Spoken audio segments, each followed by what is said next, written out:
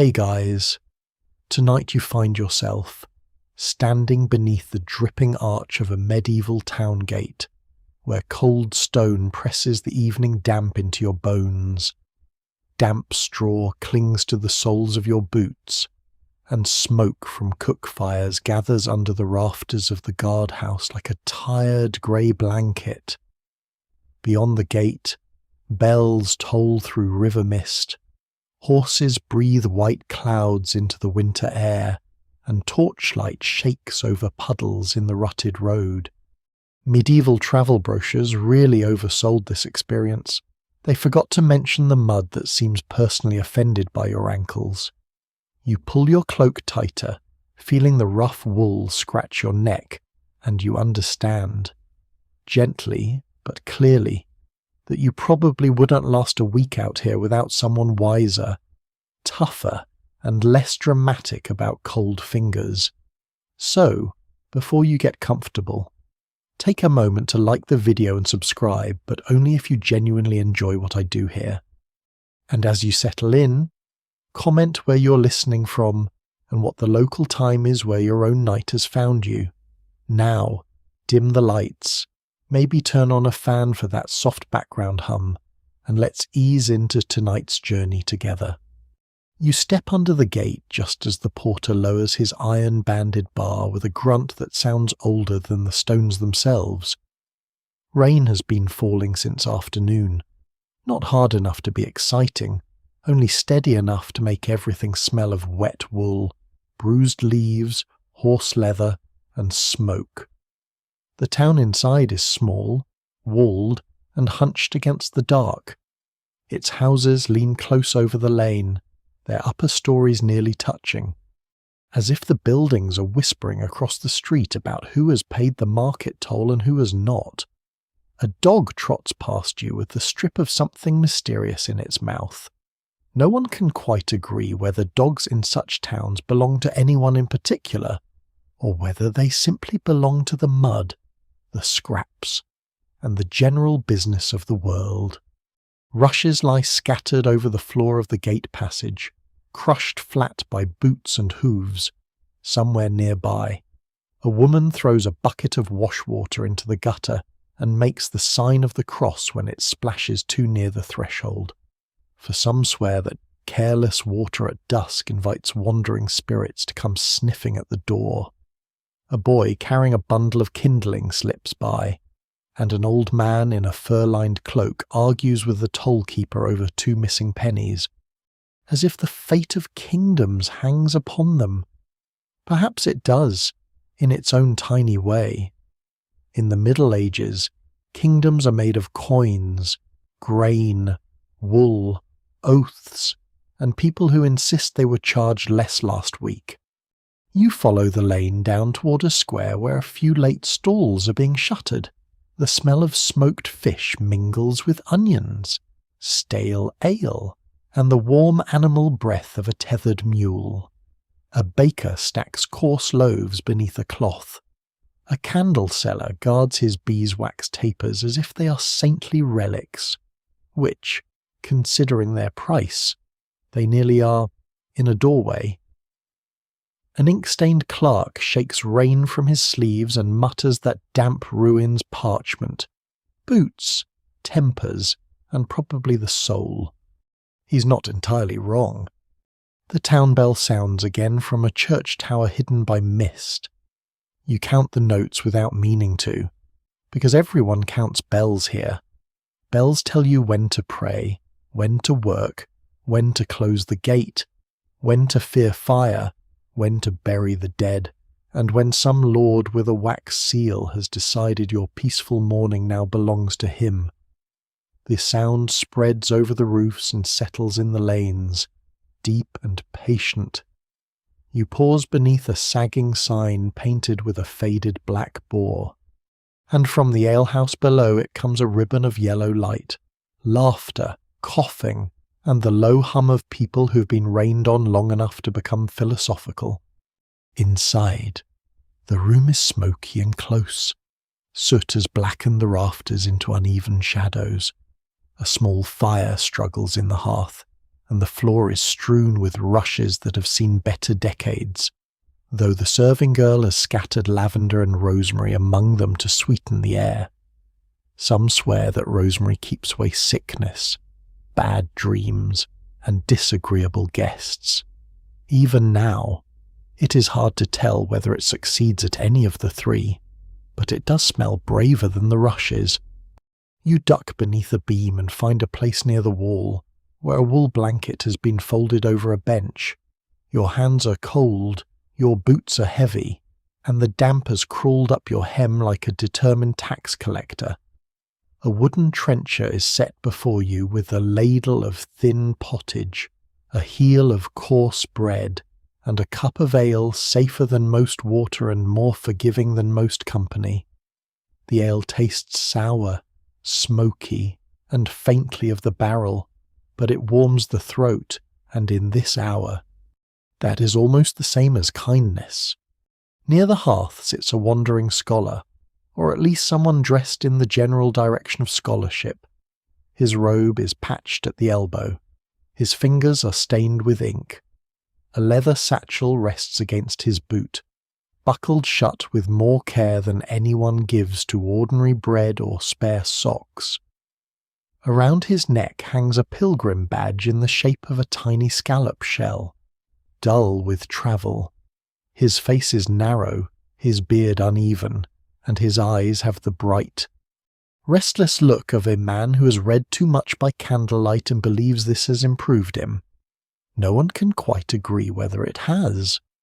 He's speaking to a small gathering, a wool merchant with rain in his beard, two carters smelling of wet hay, a widow with a blue hood pinned close beneath her chin, and a young monk whose expression suggests he has come only for warm broth and is now trapped by curiosity. The scholar holds a beeswax candle between thumb and forefinger, tipping it slightly so its flame leans and trembles. You think a crowd is only noise, he says, voice soft enough that people lean in, but a crowd is also law, rank, fear, desire, envy, perfume, dust, and 1,000 glances pretending not to be glances. The widow lifts one eyebrow. That is a great deal to fit into a crowd. A Roman crowd managed it. The scholar replies.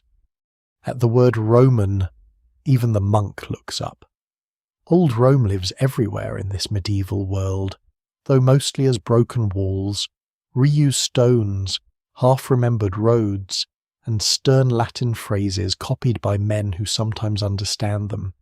In this town, a fragment of Roman pillar props up the corner of the fishmonger's shed. Children climb on it in summer. A priest once claimed it might have belonged to a pagan temple, which made the children like it more. The scholar opens his satchel and draws out a folded scrap of parchment, not ancient, but copied from something older, or so he claims. Those who tell such tales never fully agree on the chain of copying. A Roman wrote it, a monk preserved it, a clerk corrected it, a mouse improved the corner, and now a travelling scholar sells it for supper. History, you begin to suspect, often arrives with crumbs on its sleeve. He speaks of a vast stone amphitheater in Rome, larger than any castle yard you have seen, a ring of arches and stairways where tens of thousands once pressed shoulder to shoulder beneath the sun. He does not hurry. He lets the image rise slowly, like steam from a stew pot. The Colosseum, he calls it, though he says some older mouths knew it by other names. There were seats for senators and knights, for citizens and visitors, for men of rank and men of none. But tucked high above, far from the sand and splendour, were places where many women watched from the dustier edges of the world. Not absent, he says, not silent either, only placed carefully, watched carefully, judged carefully. You warm your hands around the cup and listen as rain ticks against the shutters. The scholar's voice mingles with the small sounds of the alehouse, the scrape of a spoon, the shifting of damp boots, the sigh of the fire as someone feeds it a crooked stick. He says Roman women came to the games with veils, servants, family names, reputations, rumours, hopes, fears, and the invisible weight of rules that followed them even into a crowd. Some were noble matrons, wrapped in dignity like a heavy cloak. Some were daughters learning how the world stared back. Some were widows, some wives, some enslaved attendants, some sellers in the press outside, some women whose names never entered any book because the ink was reserved for men who believed themselves more permanent than they were. Above the hearth, smoke slides along the beam and disappears into darkness. You think of the women of this town, to the baker guarding her oven, the widow in the blue hood, the serving girl counting cups, the washerwoman at the gutter, each moving through narrow lanes under rules spoken and unspoken. The scholar does not say that Rome and this town are the same. They are not. Yet he lets one world lean gently against the other, stone touching stone across the centuries. Outside, the gate is closed. The road behind you is dark. The road ahead waits under rain. And here, in the smoky warmth, with wet wool steaming faintly at your knees, you listen as the scholar promises to show you the hidden world women carried with them into the Colosseum, not only where they sat, but what they saw, what they risked, what others feared they might notice, and how history often remembers the arena while forgetting the eyes that watched from above. The dog from the gate noses into the alehouse, shakes rein onto 3 sets of shoes, and settles under your bench as if appointed by royal command. No one objects. Perhaps everyone is too tired. Perhaps dogs, like old stories, go where they please. The candle burns lower, the bells fade into mist, and the scholar begins.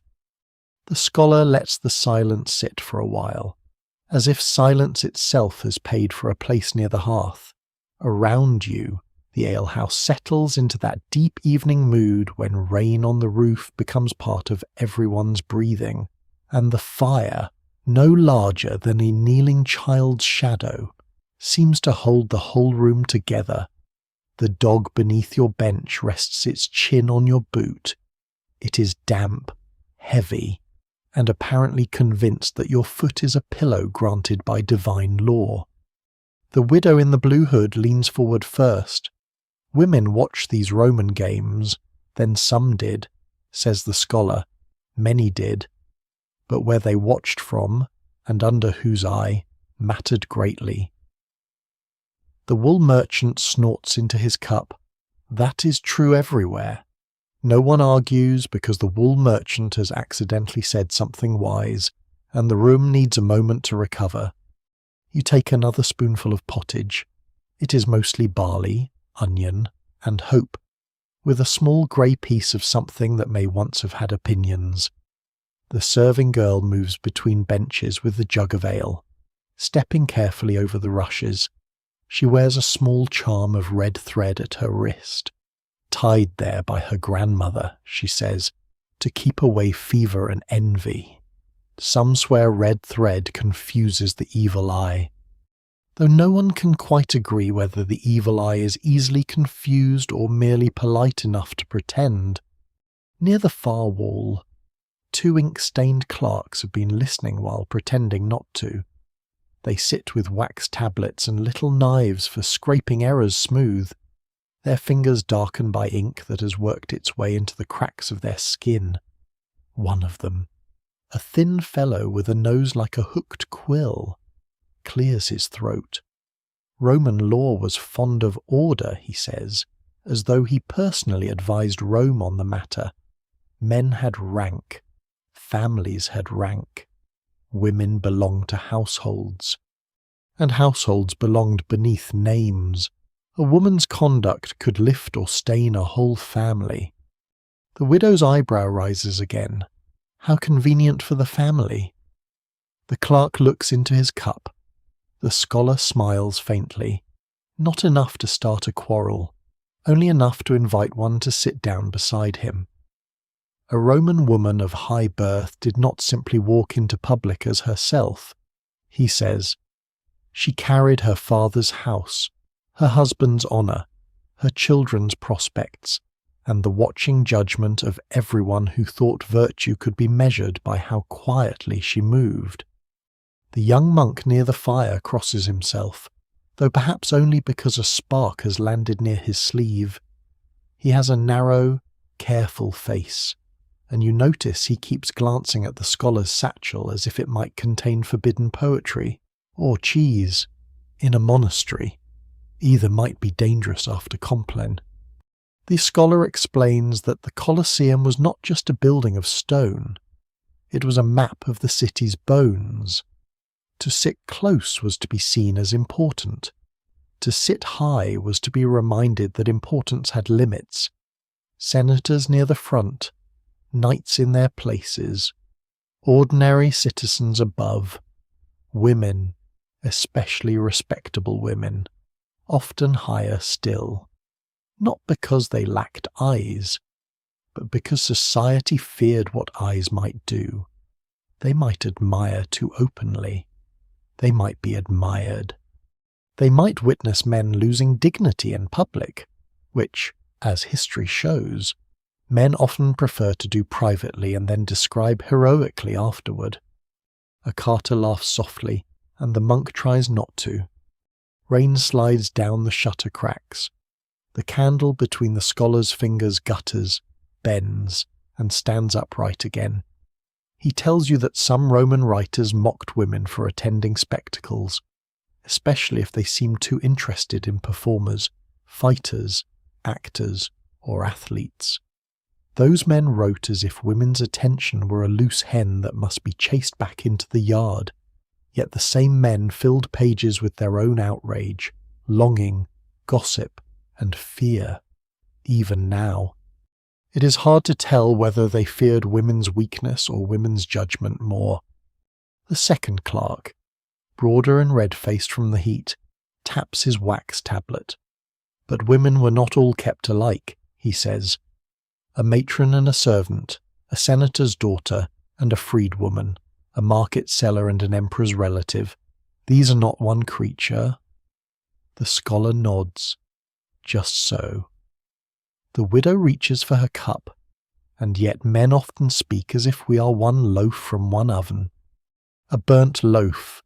If the sermon is long enough, the serving girl murmurs as she passes, and the room is blessed with the rare medieval miracle of everyone pretending not to hear something funny. You sit back against the wall, feeling the damp leave your cloak little by little. Above you, the rafters are black with soot. Bundles of dried herbs hang there: sage, yarrow, tansy, and a twist of rue tied with old string. The alewife keeps them for sickness, stew, childbirth, flies, and arguments, though no one can quite agree which herb is best for which trouble. In this room, remedies hang over every head, while beneath them people continue becoming ill, hungry, foolish, and deeply certain of themselves. The scholar turns the parchment in his hand but does not read from it yet. What was a Roman woman allowed to say at the games, he asks softly. That depends who heard her. A cheer, perhaps. A whisper to a companion. A prayer beneath the breath. A complaint about heat, dust, crowding, smell. A warning to a servant. A judgment about a man in the arena. But too loud a voice could become a story. Too eager a glance could become a rumour. Too much laughter could follow her home. The wool merchant shifts uneasily, perhaps thinking of his wife, who has a laugh strong enough to frighten chickens. Outside, someone leads a horse through the lane, iron shoes striking stones in slow, hollow beats. The sound passes the door and fades. You imagine, not fully Rome yet, but the idea of it a crowd so large it becomes weather. A woman climbing steps with her veil drawn, a servant behind her carrying a cushion, a child holding her sleeve, a husband or brother pretending not to watch everyone who watches her. You imagine the heat of bodies, the smell of dust and oil, the press of elbows. The constant labour of being respectable in a place designed to stir every nerve. The scholar says that public life is never only public. It follows people home. A woman who attended a spectacle might return with stories, but also with stories attached to her. Who sat nearby? Who greeted her? Did she seem moved? Did she seem cold? Did she look away at the proper moment? No one can quite agree what the proper moment is, which has never stopped anyone from judging it afterward. The monk finally speaks. Were they in danger? The fire pops. For a moment the room quiets. In many ways, says the scholar, not always from blades or beasts or the sand below, sometimes from eyes, from talk, from law, from household anger, from the narrow path between being seen enough and being seen too much. The widow lowers her gaze to the cup in her hands. The clerk stops scraping their tablets. The serving girl pauses by the hearth, her jug resting against her hip. Even the dog gives a long, thoughtful sigh, though perhaps it is only dreaming of bones. You feel then how the alehouse has folded around the story. A medieval room, smelling of rushes and smoke, listens to an older city where marble, dust, and law once pressed women into their proper places and then blamed them for breathing too noticeably. The scholar does not make the Romans strange, not entirely. He lets them feel near enough to trouble the firelight. The half-burned candle lowers in its socket. The rain softens. Somewhere beyond the town wall, the river moves unseen through the dark, and as the last bowls are scraped clean, the scholar gathers his parchment, tightens the strap of his satchel, and tells you that roads remember more than halls do. At dawn, if the weather loosens its grip, you will walk with him toward old stone and older stories, while the town bell marks the hours and the dog, without being invited. Decides this journey now includes him. Before dawn, the town does not wake all at once. It stirs in pieces, like an old man remembering which bones belong to him. First comes the bell from the church tower, low and damp in the mist, telling the dark that it has held the world long enough. Then a cock crows somewhere behind a wall, sounding deeply offended by his own duty. A shutter opens, a pail clatters. From the alehouse yard comes the sleepy complaint of a mule, and beneath your bench the dog rises, stretches, and shakes himself so thoroughly that he seems to distribute yesterday's rain into the present day. You pull on your still damp cloak. It smells of smoke, wool, and the alehouse rushes, with a faint trace of rosemary caught in the folds. The scholar waits near the door with his satchel strapped across his chest, his patched robe tucked up for walking, his pilgrim badge dull in the grey light. The suspicious young monk has come as far as the threshold, hood pulled close, holding a heel of bread wrapped in cloth. For the road, the monk says. The scholar accepts it gravely. A holy gift. It is stale, says the monk, then doubly holy. It has begun its suffering. The widow in the blue hood stands behind him, smiling into her cup. Outside, rain has thinned to a drifting mist, the sort that does not fall so much as wait in the air until your face passes through it.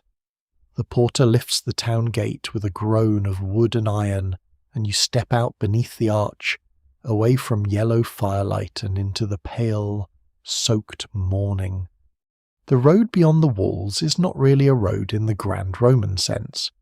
It is a long argument between mud and stones, with mud currently winning. Cartwheels have carved deep ruts that hold rainwater the colour of old pewter. Frost silvering the grass has softened into beads of cold water, and the hedges drip steadily as you pass. A line of pilgrims moves ahead of you, small shapes under cloaks and hoods, their staffs tapping in uneven rhythm. One has little lead badges sewn to his hat, a scallop, a tiny cross, and something that might be a saint or a very disappointed fish. No one can quite agree whether certain badges protect the wearer from thieves, fevers, bad weather, or merely from being mistaken for someone with no destination. The scholar walks slowly enough for speech. That is one mercy of mud, it discourages heroic speed. He points with his staff toward the tracks of many feet. Watch them, he says, the carter, the wool seller, the woman with eggs, the boy leading geese, the pilgrim who has already lost one shoe to the ditch. A crowd begins before it becomes a crowd. It gathers from roads like this. You listen to the morning sounds, wooden wheels creaking, birds stirring in wet branches, a woman scolding a goose as if the goose has signed a legal contract and broken it. A pack horse passes with bundles of cloth covered in oiled canvas. Two men carry baskets of smoked fish toward the town, hoping to catch the market before the best places are taken. The air smells of mud, dung, wet bark, and distant hearth smoke. In your hands, the monk's stale bread breaks with a small, hard crack. You share a piece with the dog, who accepts it with the solemn air of a bishop receiving tribute. Rome had roads worthy of the name, the scholar says, paved, measured, laid out with a confidence that suggests the builders expected the earth to obey them forever. But even Rome's finest stone road carried the same human weather as this one: bargaining, complaint, hunger, vanity, fear of being late, and someone insisting they know a shorter way. The pilgrim ahead of you steps into a puddle deep enough to swallow his ankle. He says something prayer-shaped, but not quite prayerful. The scholar continues. On days of games, the roads and streets leading toward the amphitheater filled long before the seats did. People came from houses, workshops, inns, markets, and crowded upper rooms. Men with their clients, fathers with sons, vendors with trays, servants with cushions, women with companions, veils, warnings, and reasons of their own. You climb a small rise where the fields open on either side. Winter stubble lies flat beneath the mist. A scarecrow leans over a strip of turnips, dressed in a torn hood and one glove, and someone has tied a scrap of blue cloth to its arm. Some swear blue cloth keeps crows away better than shouting, though the crows in the nearest tree seem unconvinced and perhaps artistically critical. Beyond the field, smoke rises from a manor chimney, thin and straight in the cold. The scholar stops near a roadside shrine set into an old oak. Inside the little wooden niche stands a painted saint, faded by weather, with wax dribbled below her feet and a few bent pins stuck into the sill. A woman from the pilgrim line touches the shrine, then touches her throat. For swelling, the scholar murmurs, or toothache, or safe travel. Those who tell the tale never fully agree which saint cured what, but they agree she is easier to consult than a physician. You rest there a moment.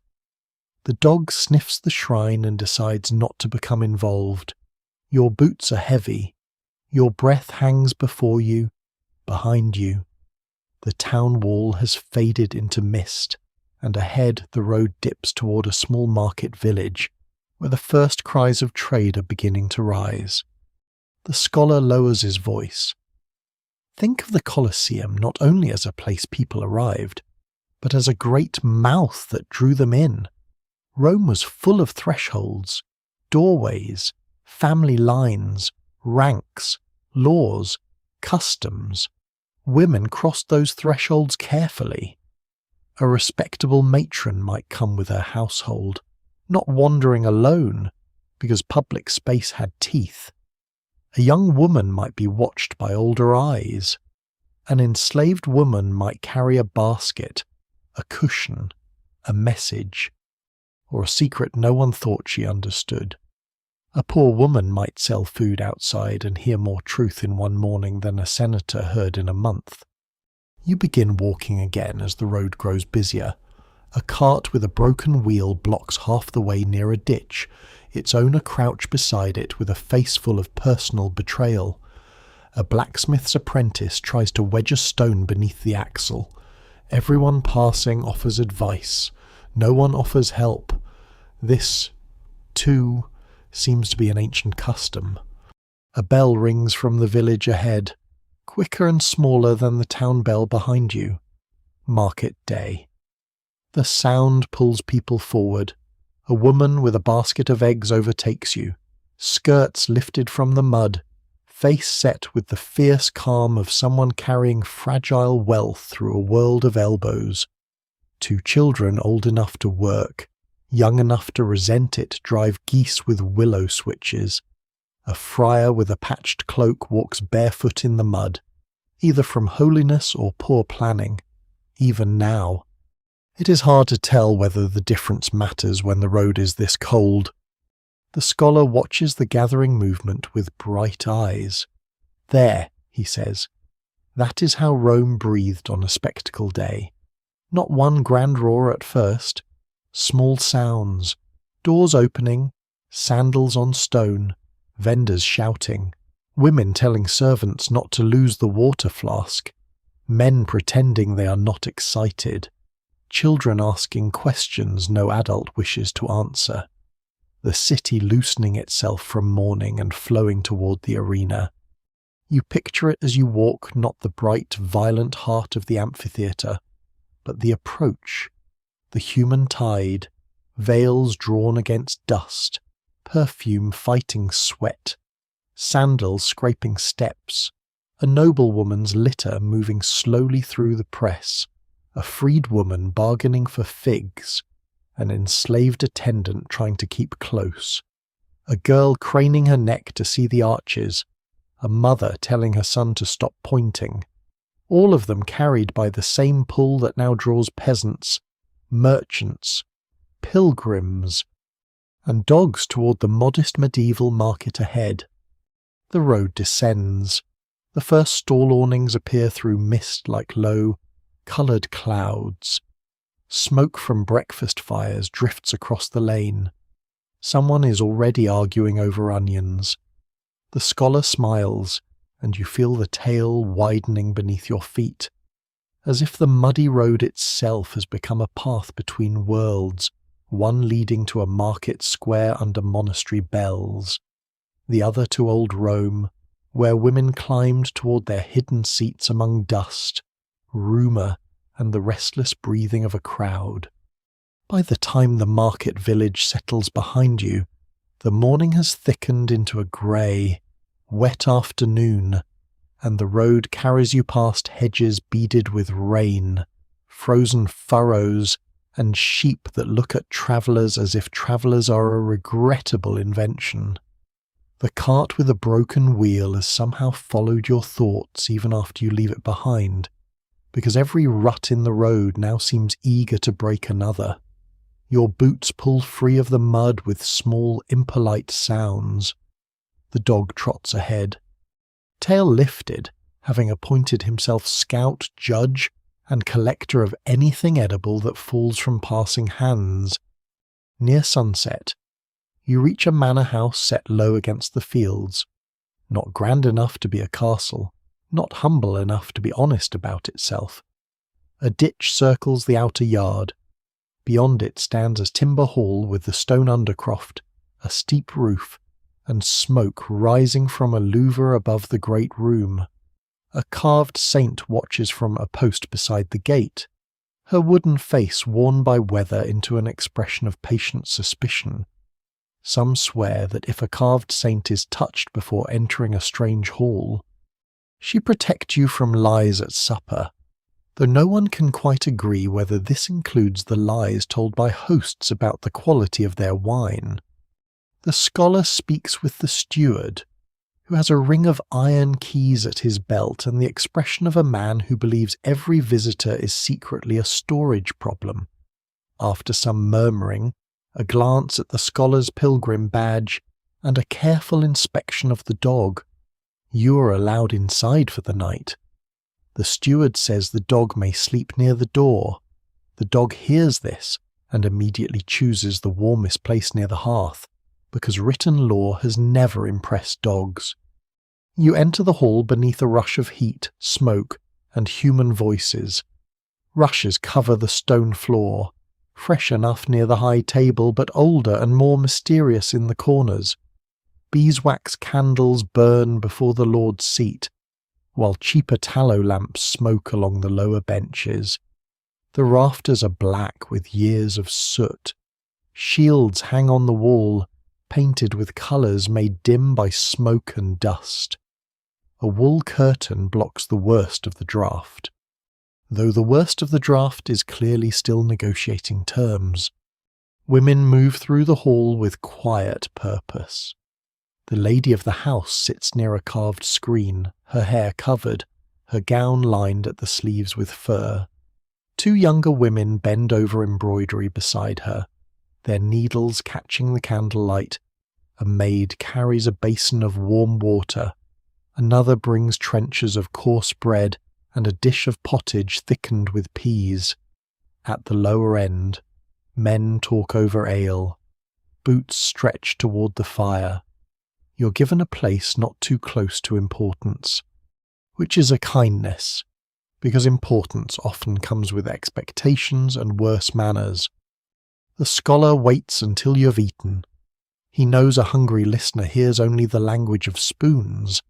When bowls are cleared and the hall dims into evening, he nods toward the carved wooden screen near the lady's chair. Its lattice work breaks the firelight into small amber squares. There, he says softly, behind such things, women may see without being wholly seen, not hidden, exactly, arranged. You follow his gaze. The lady's face is visible when she leans forward, shadowed when she leans back. She hears the hall. She watches servants, guests, cups, moods, and the small weather of rank. No one announces that she is watching. Everyone behaves as if she might be. This, you think, is its own kind of power, though wrapped tightly and tied with a ribbon called modesty. In Rome, the scholar says, rank also arranged the body. Where one sat was not merely where one found space. It was a public sentence written in stone.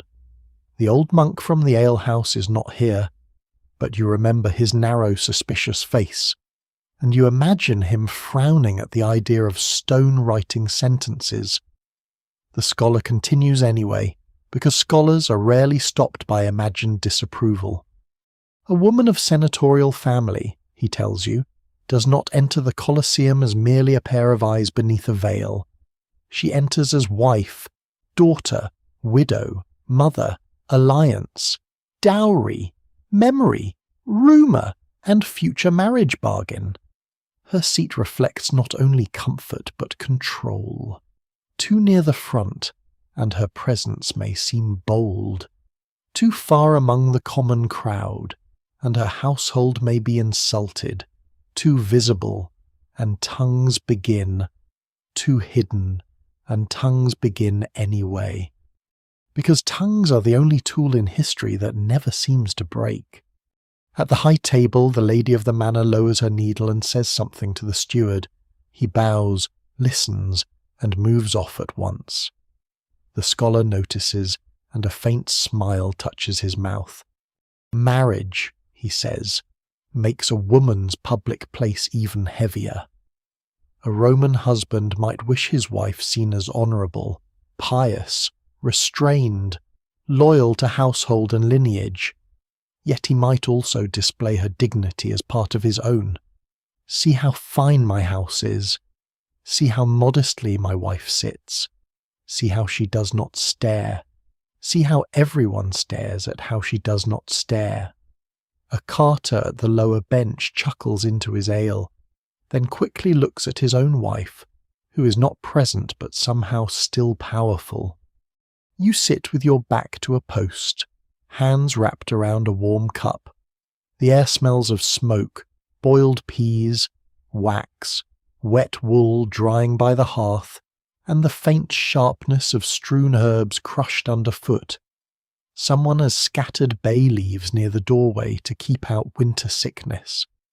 Some swear sickness slips in low like a thief and dislikes the smell of bay. Others say bay merely improves a room in which too many people have removed their boots, even now. It is hard to tell which belief has done more public good. The scholar speaks of modesty, not as simple shyness, but as a rule written over posture, clothing, speech, and movement. A veil is not only cloth, it is a sign. A lowered gaze can be praised as virtue, though a woman may lower her gaze simply because the sun is bright, the dust is thick, or the man speaking is tiresome. In public places, Roman women learn the hard art of seeming untouched by the very world they are required to move through. They may watch, but not appear hungry to watch. They may listen, but not lean too eagerly.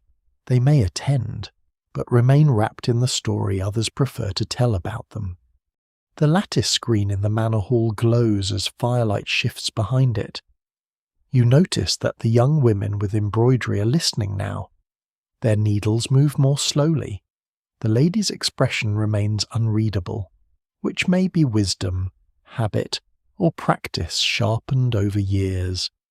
Public reputation, says the scholar, is a thin roof in bad weather. One careless word, one glance named by an enemy, one rumour carried from seat to stair to street to supper, and rain comes through. No one can quite agree whether Roman women feared the games themselves more than what might be said after them.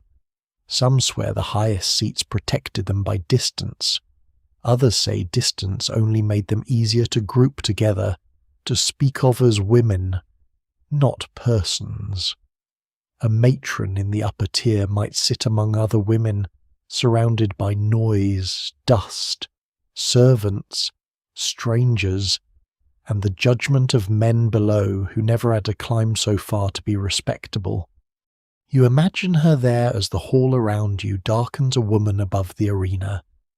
Veil pinned carefully, fingers resting on the edge of her seat, aware not only of the spectacle below, but of every eye nearby. Her marriage sits beside her, though her husband may be elsewhere. Her father's name rests on her shoulders. Her household follows her in whispers. She watches the sand, but she also watches the watchers. The manor bell rings for evening prayer. Conversation softens. The scholar folds his hands around the last warmth of his cup, and the dog sighs by the hearth, as if reputation has never troubled him once in his life. For a moment, the medieval hall and the Roman amphitheater seem made of the same dim substance stone. Smoke, rank, candlelight, and people carefully learning where the world permits them to sit. Morning comes pale and quiet over the manor yard, with frost lying in the cart ruts like powdered bone and smoke rising straight from the kitchen roof. You wake on a straw pallet near the lower end of the hall, wrapped in a wool blanket that smells faintly of lanolin, old smoke, and someone else's long winter. The half-burned candle from last night has hardened into a crooked lump beside the hearth.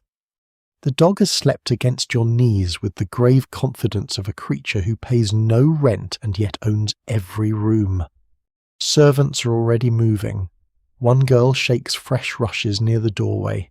Another carries ashes out in a wooden bucket. In the yard, a boy breaks ice from the trough with a mallet, while the steward with the iron keys counts sacks in the storehouse, as if each one may attempt escape.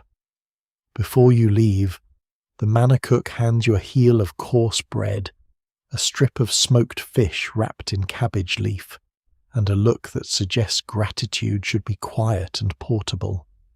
The scholar thanks the household with careful words. The lady of the manor inclines her head from behind the carved screen, and you wonder whether she has heard every part of last night's tale.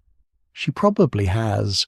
Halls have ears, but women behind screens often have better ones. You step back onto the road after prime, when monastery bells far away tremble through the cold air. The path bends between fields glazed with frost, then narrows beside a stand of bare willows. Your boots crack thin ice over puddles. The dog runs ahead, returns, runs ahead again, apparently checking whether the future contains breakfast. By mid-morning, you reach a roadside shrine where 3 tracks meet. It is built of rough stone, with a small roof of wooden shingles and a niche holding a painted figure of the Virgin, her blue cloak faded almost grey. Someone has tucked dried flowers at her feet.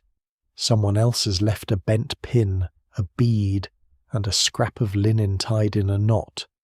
Some swear that tying cloth near a shrine can bind pain, fever, or grief to the holy place instead of the body.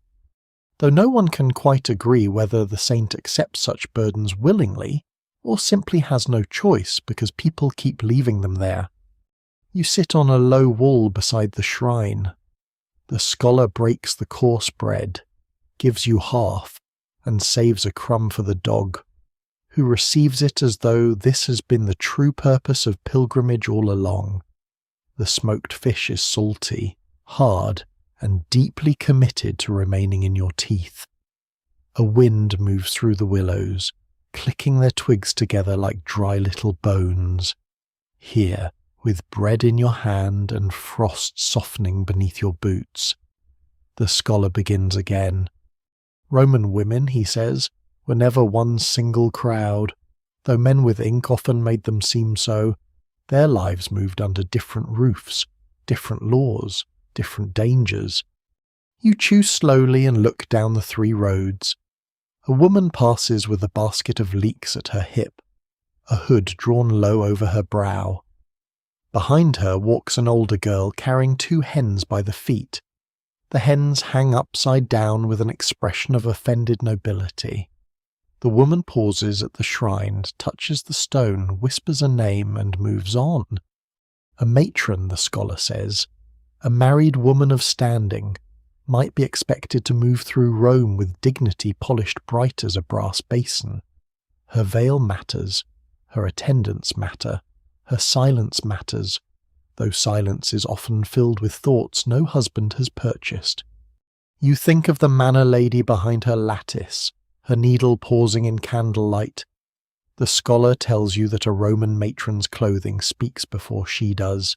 The stola, the mantle, the covered hair, the careful steps through public streets, all these announce respectability, yet they also burden her.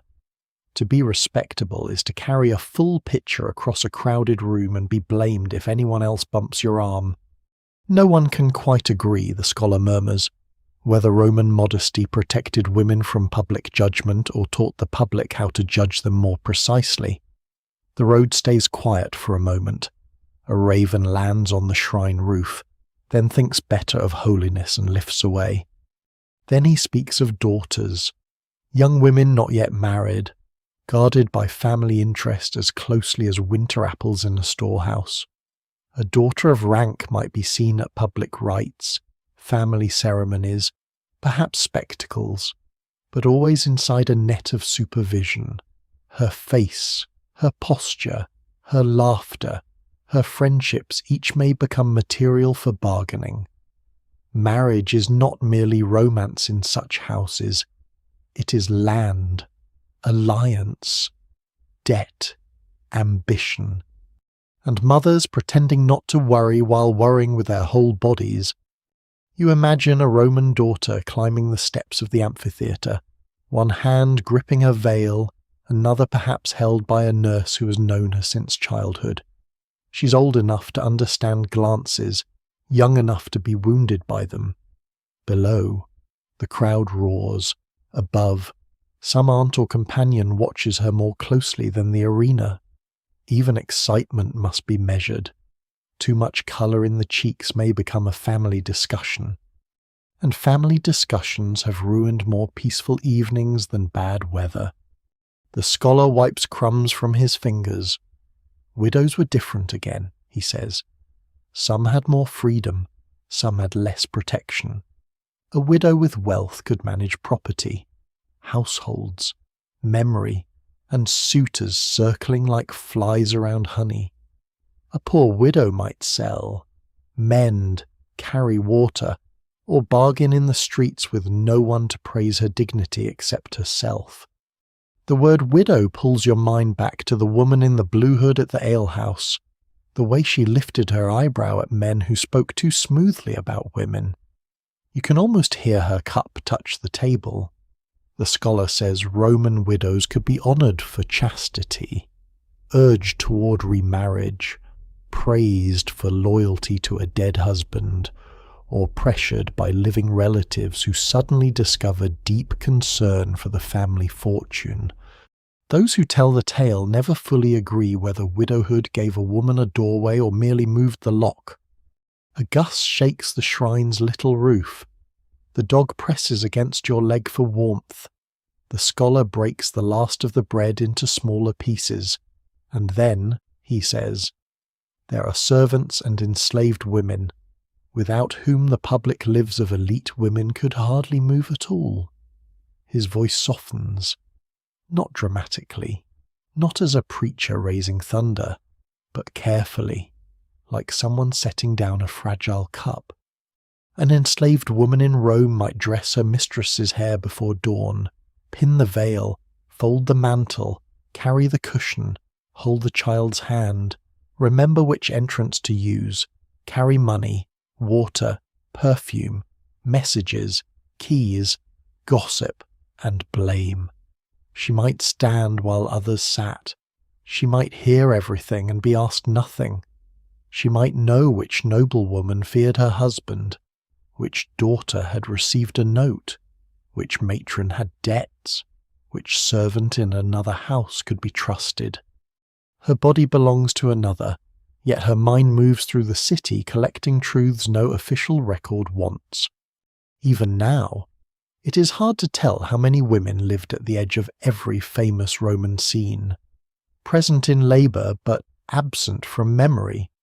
A seat in the Colosseum, high in dust and heat, might belong in name to a respectable woman, but the work of reaching it belongs also to the attendant behind her, the nurse, the hairdresser, the slave carrying a fan, the old servant guarding the child, the young one sent down through the crowd to fetch water.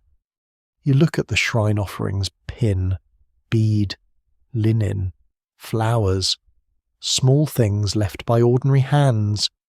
The scholar says history is often made of such things, though kings prefer bronze and marble. Names disappear first, then faces, then the exact sound of a woman's voice calling to a servant over the roar. He rises slowly, brushing frost-damp grit from his robe. The road ahead bends toward a busier market town, where smoke and voices already gather beyond the fields. You stand too, your hands cold, your mouth salted from fish, your cloak smelling still of wet wool and last night's haul. As you leave the shrine, the dog trots between you and the scholar, and behind you the faded virgin keeps watch over the knotted cloth, the bent pin, the whispered names. And all the women who pass through public places under rules the stones remember better than books. The market town meets you first by smell, before its roofs fully rise from the mist.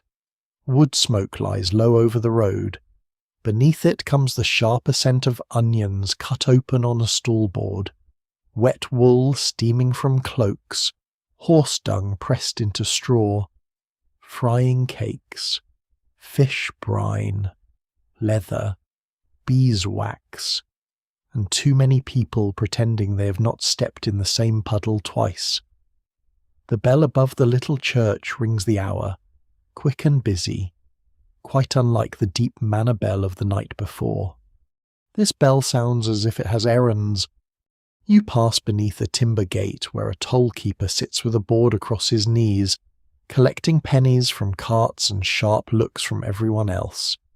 A woman with 2 baskets of eggs argues that one basket is for her cousin and therefore should be counted as family, not trade. The toll-keeper says eggs do not become less commercial because they are related. No one can quite agree whether he is making law or simply enjoying himself. The scholar pauses to watch her bargain. She does not raise her voice. She does not beg. She lifts the cloth from the basket, shows him 3 cracked shells, sighs as though the entire economy has personally betrayed her, and after several slow breaths, pays 1 penny instead of 2. The dog watches with admiration. You suspect he recognizes a fellow professional. There, the scholar says softly as you enter the square. Small freedoms. You follow him between stalls where striped cloths flap in the cold air. The market is not freedom in the grand way poets sing of it. There are rules here, tolls, weights, guild customs, watchful husbands, watchful wives, sharp-eyed neighbours, and the manor's reeve moving about with the expression of a man hoping to discover a punishable cabbage. Yet within all that narrowness, people slip, bend, trade, whisper, and choose. Women stand everywhere in the square. A widow sells onions from a cart. A girl counts out pins beside a basket of ribbons. A brewer's wife oversees barrels of ale with her sleeves rolled and her temper neatly stored behind her teeth. A nun from a nearby house examines beeswax candles for chapel use, pressing one with her thumb to judge its honesty. Some swear that a dishonest candle sputters when lit before a saint. Though even now it's hard to tell whether saints object to poor wax or merely to poor bookkeeping. The scholar says Roman women also found movement in ordinary tasks. A woman sent to buy cloth, oil, fruit, or perfume steps into public not as a rebel, perhaps not even as someone thinking of rebellion, but as a household hand extended into the city. Errands matter. Shopping matters. Visiting a temple matters. Walking with a servant to a fountain. Attending a family rite. Carrying offerings. Calling on kin. Stopping in a shaded portico to speak with another woman. All these are small doors. You stop near a stall of woven belts while a merchant praises his goods so extravagantly that one belt, if believed, could probably hold together a collapsing kingdom. A young married woman touches the edge of a green-dyed ribbon, glances at the older woman beside her, then chooses brown instead. The choice is tiny. It may mean nothing. It may mean everything. No one watching from a distance could know whether she chooses modesty, economy, obedience, taste, or simple dislike of green. Public life is full of acts small enough to hide inside explanation. The scholar leans on his staff. A Roman matron might visit a temple with offerings. He says, that visit is piety. It is also movement. She may see cousins, hear news, observe who is pregnant, who is absent, whose husband has returned, whose household has trouble, whose daughter is suddenly being praised too loudly. A gust carries smoke from a brazier across the square. You blink through it and find yourself before a table of charms, little lead tokens, tiny crosses, bits of coloured thread, pierced coins, and scraps of parchment folded tight. The woman selling them has bright eyes and a voice like warm cider. She says one charm protects against fever, another against toothache, another against envy, and one, for a slightly higher price, against bad luck caused by passing under a ladder. You quietly note that ladders are not the rarest danger in a town made mostly of repair work. Some swear a charm must be bought without haggling or it loses power. The charm seller mentions this only after naming the price, which seems spiritually convenient. The dog sniffs a hanging string of sausages. You tug him gently away before he explores the freedoms available to dogs. Gossip, the scholar continues, is often mocked because it belongs to kitchens, markets, doorways, and women's speech. But gossip is also news. It warns, it binds, it harms, it protects. It tells a woman where not to send her daughter, which household beats servants, which merchant cheats widows, which priest is kind, which neighbour has food stored, which powerful man smiles with too many teeth. You stand beneath an awning as light rain begins again, soft as breath. Women gather there with baskets pressed to their hips. They speak while pretending to examine turnips.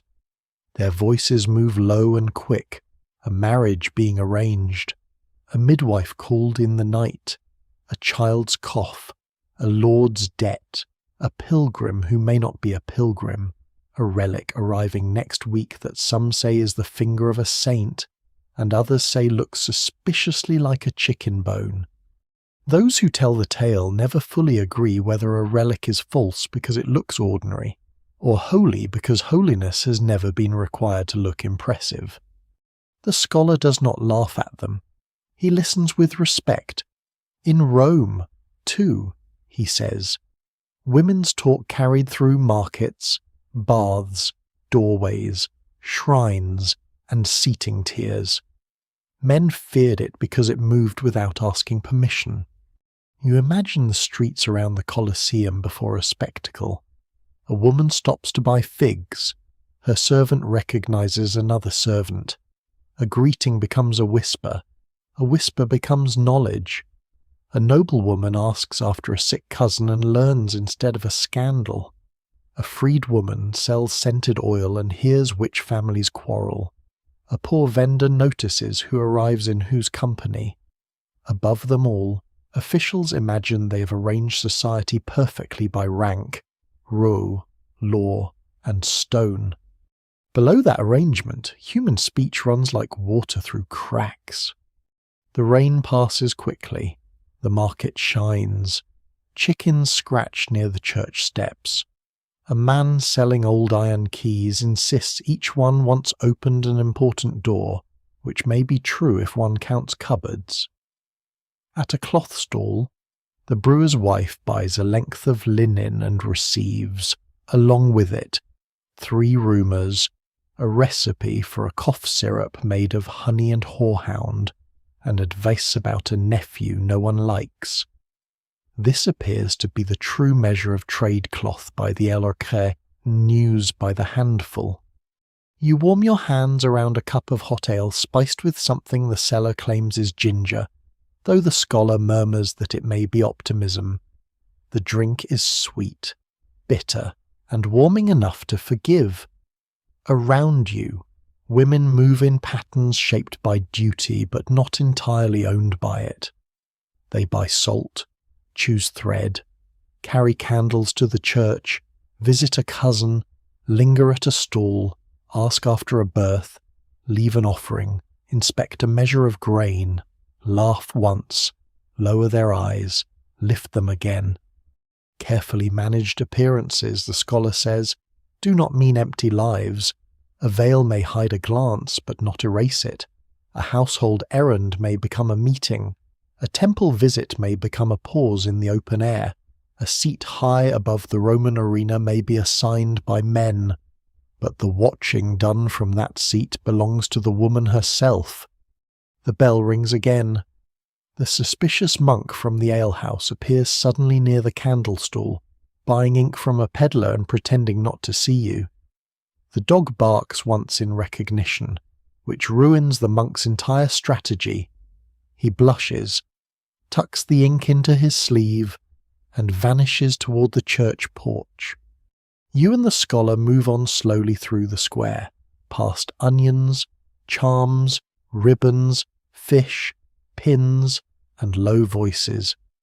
Behind you, the market continues its soft, stubborn work selling, noticing, remembering, and in that ordinary noise you begin to hear the hidden life the scholar means not a grand freedom shouted from marble steps, but small freedoms carried in baskets, folded into veils, traded under awnings, and smuggled through the world as quietly as a warm loaf under a cloak.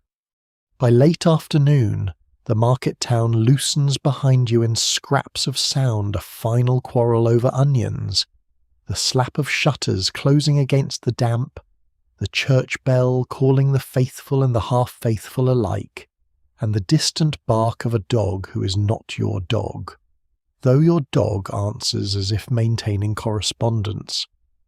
The scholar leads you along a lane that climbs beyond the last houses, past a line of bare apple trees and a wall tufted with moss. Rain has left everything shining. Your cloak is damp at the hem again, because apparently cloth in this world is less a garment than a weather diary. Ahead, the monastery rises in grey layers outer wall, gatehouse, chapel roof, bell tower, and the warm wink of candles behind narrow windows. It is not grand like a king's abbey, but it has the settled look of a place that has argued with winter for centuries and usually won by being patient. The bell rings for vespers as you approach, slow and hollow, and the sound rolls across the fields, through wet branches, over the road, and into your chest. At the gate, the porter peers through a small opening with one sharp eye. The scholar gives his name, his pilgrim badge, and a respectful half-bow. The porter gives the dog a longer look than he gives either of you. No one can quite agree whether dogs are welcome in holy guesthouses, but everyone agrees they're difficult to exclude without making a scene, and monks dislike scenes unless they're painted in manuscripts. You're admitted into the guesthouse yard, where straw has been laid over the mud and a lantern swings from an iron hook. A lay brother takes your cloak to hang near the kitchen wall, where other cloaks steam gently like tired beasts.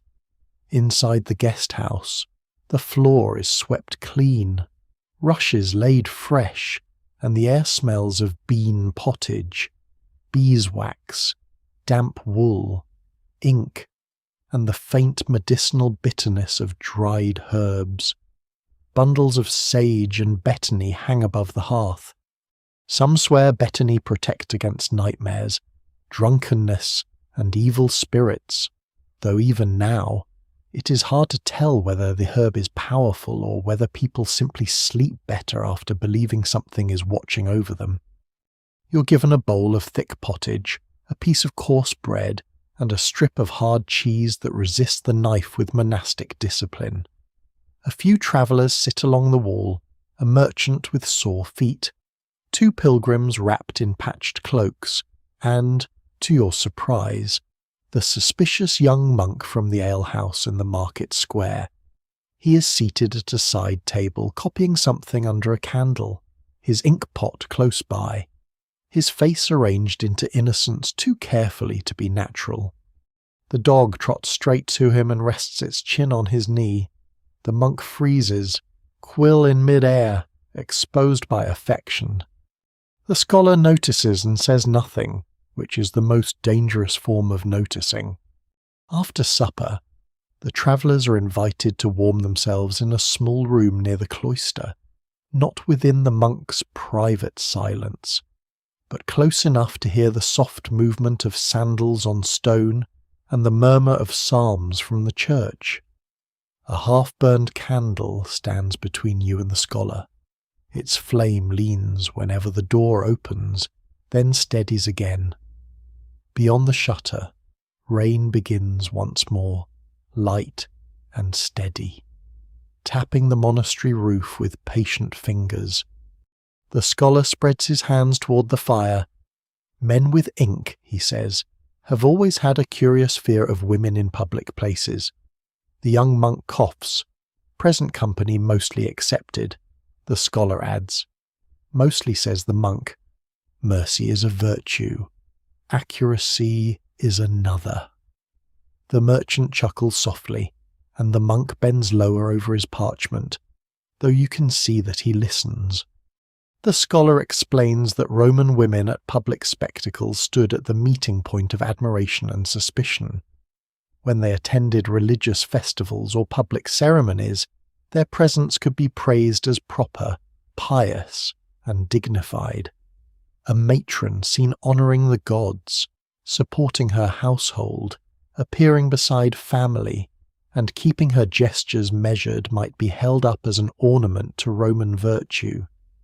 Men enjoyed praising such women because praise, when written carefully, can be another kind of fence, but at the games, admiration curdled easily into mockery. Some Roman writers sneered that women were too eager for spectacle, too fascinated by performers, too vulnerable to beauty, danger, music, noise, or the sight of men displaying strength. Those who tell the tale never fully agree whether these writers described real anxieties or only polished their own annoyance until it shone like truth.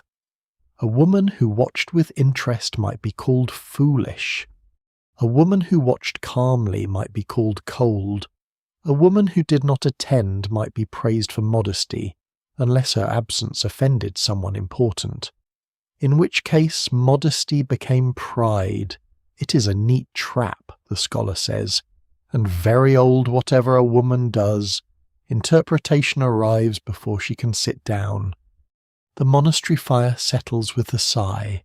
Somewhere in the cloister, a bell is struck softly, marking the hour for men who have surrendered ordinary time to prayer. You think of Roman time, spectacle time, market time, household time.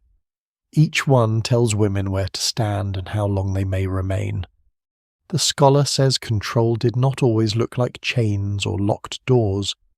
Often it looked like seating rules, family supervision, moral advice, public jokes, poems, gossip, and stern little passages written by men who believed society might collapse if a woman enjoyed herself incorrectly. Respectable women could appear in public, but their appearance had to be explained, framed, accompanied, and judged. The fear was not merely that they might see violence or beauty or disorder. The fear was that they might develop opinions about it. At this, the widow from the alehouse is not present, but you can feel where her raised eyebrow would have been. The young monk sets down his quill. Surely some warnings were meant kindly, he says. Some, the scholar agrees. A crowd can be dangerous. A household may truly wish to protect its daughters. A husband may fear insult. A mother may know what gossip can do. But kindness and control often wear the same cloak in bad weather, and no one can quite agree which one is walking toward you until it speaks. You look around the guest house room, the merchant rubbing goose fat into cracked knuckles because someone told him it eases winter skin, the pilgrims drying socks by the fire, the monk's parchment curling slightly at the edge, the dog dreaming with one paw twitching. Medieval life, like Roman life, is full of advice given from above and work done below. The monastery teaches humility, while the porter decides who enters. The market praises honesty while everyone haggles. The manor praises modesty while everyone watches the lady behind the screen. The scholar lifts the candle and studies the softened wax. Men feared women's presence at spectacles because spectators are not empty vessels. They compare, They remember. They speak afterward. They notice who is brave, who is cruel, who performs virtue and who merely wears it like a ceremonial cloak. Outside, rain runs down the stones. Inside, the firelight warms your tired hands. You imagine Roman women leaving the amphitheater after the games, voices low beneath veils, servants close, dust on hems, thoughts carefully hidden or shared with one trusted companion. Behind them, men with ink sharpen complaints into literature. Yet the women have seen what they have seen, and no rule can unmake the seeing. The bell rings again, slower now, drawing the monastery toward night. The suspicious monk returns to his copying, but you notice his quill moves less confidently. Perhaps he's thinking about who gets remembered in ink, and who merely warms their hands beside it. The scholar folds his parchment. The dog sighs beneath the table, and the guest house settles into a hush, deep enough to hold both prayer and old Roman noise, softened now by rain, wax, and distance. Dawn at the monastery arrives as a slow whitening of stone. The bell for lauds drifts through the walls before the sky has fully chosen a colour, and you wake beneath a wool blanket that has spent the night trying, with limited success, to become part of your bones. The guest house fire has collapsed into red eyes beneath ash. The half-burned candle stands near the table, its wax folded over itself like a tired monk at prayer, somewhere beyond the shutter. Rainwater drops from the eaves in a steady rhythm, one bead at a time, as if the roof is counting the hours more honestly than any bell. The dog is already awake. He sits beside the door, tail sweeping the rushes, looking deeply prepared for a journey he does not understand and has not been invited to. The suspicious young monk enters with a wooden tray of bread, small cups of weak ale, and a bowl of warmed beans. He has ink on 2 fingers and straw on one sleeve, and his expression suggests he has either slept poorly or copied Latin adjectives past midnight, which may be the same suffering under different names. The scholar thanks him and asks whether the tower may be climbed. The monk narrows his eyes. For prayer, for perspective. That is what people say when they want to look at things. Looking at things is the beginning of wisdom. It is also the beginning of falling off towers. No one can quite agree whether the monk is suspicious by nature, or whether monastery life trains suspicion the way a whetstone trains a knife. Still, after breakfast, he leads you through the cloister, past stone arches wet with morning mist, past a little herb garden where rue, sage, and winter savoury sleep under frost, and toward a narrow stair built into the bell tower wall. Some swear rue hung over a doorway keeps away witches, fleas, and unwelcome affection, even now. It is hard to tell which of these troubled monks most. You climb slowly. The stair twists upward inside cold stone. Your palm slides along the wall, feeling damp grit and old lime beneath your fingers. The steps are uneven, hollowed by years of sandals, boots, and men carrying ropes, tools, candles, and important opinions. Every few turns, a slit window opens to the pale world outside. You see the guest house roof below, the yard with straw scattered over mud, the road bending away between fields, and beyond that a grey ribbon of river mist. By the time you reach the top, your breath is short, and your knees have developed private complaints. The bell hangs above you, dark bronze and immense, smelling faintly of metal, dust, and birds. The monk warns you not to touch the rope unless you wish to explain yourself to the prior, God, and everyone within 3 miles. This seems reasonable. You step out onto a narrow wooden platform beneath the tower's open arches. Cold wind presses at your cloak. The world spreads below, soft with fog and winter fields. So quiet that the smallest sounds rise clearly: a cart axle creaking on the road, a crow scolding the orchard, a lay brother chopping wood, the dog barking once at a bucket that has apparently offended him. The scholar stands beside you, his robe snapping gently in the wind. Height changes a crowd, he says. You look down at the monastery yard. From here, people are hoods, shoulders, baskets, and motion. You cannot hear their words, only the pattern of their going. The scholar lets you watch in silence for a while. Then, as the morning light gathers on the fields, he carries you back into Rome. The upper seats of the Colosseum, he says, are not like this cold tower, not in weather, not in smell, not in scale. Yet height teaches the body something. Imagine climbing, not a few twisting stairs, but broad passages and steep steps inside a stone giant filled with noise. Imagine the sun pressing down on the upper tiers, heat rising from bodies, dust hanging in the air, smoke from offerings and food stalls drifting upward. Voices swelling until single words disappear and the crowd becomes one breathing creature. Many women, especially those not seated among the privileged few, are placed high above the arena, far from the sand, far from the front rows where rank sits polished and visible, up where the heat gathers, where the air tastes of dust, sweat, oil, perfume, cheap food, wool, linen, and stone baked all day in the Roman sun. From there, the arena below may look both distant and terribly clear, a bright oval of movement framed by heads, awnings, and shadow. The monk, despite himself, listens.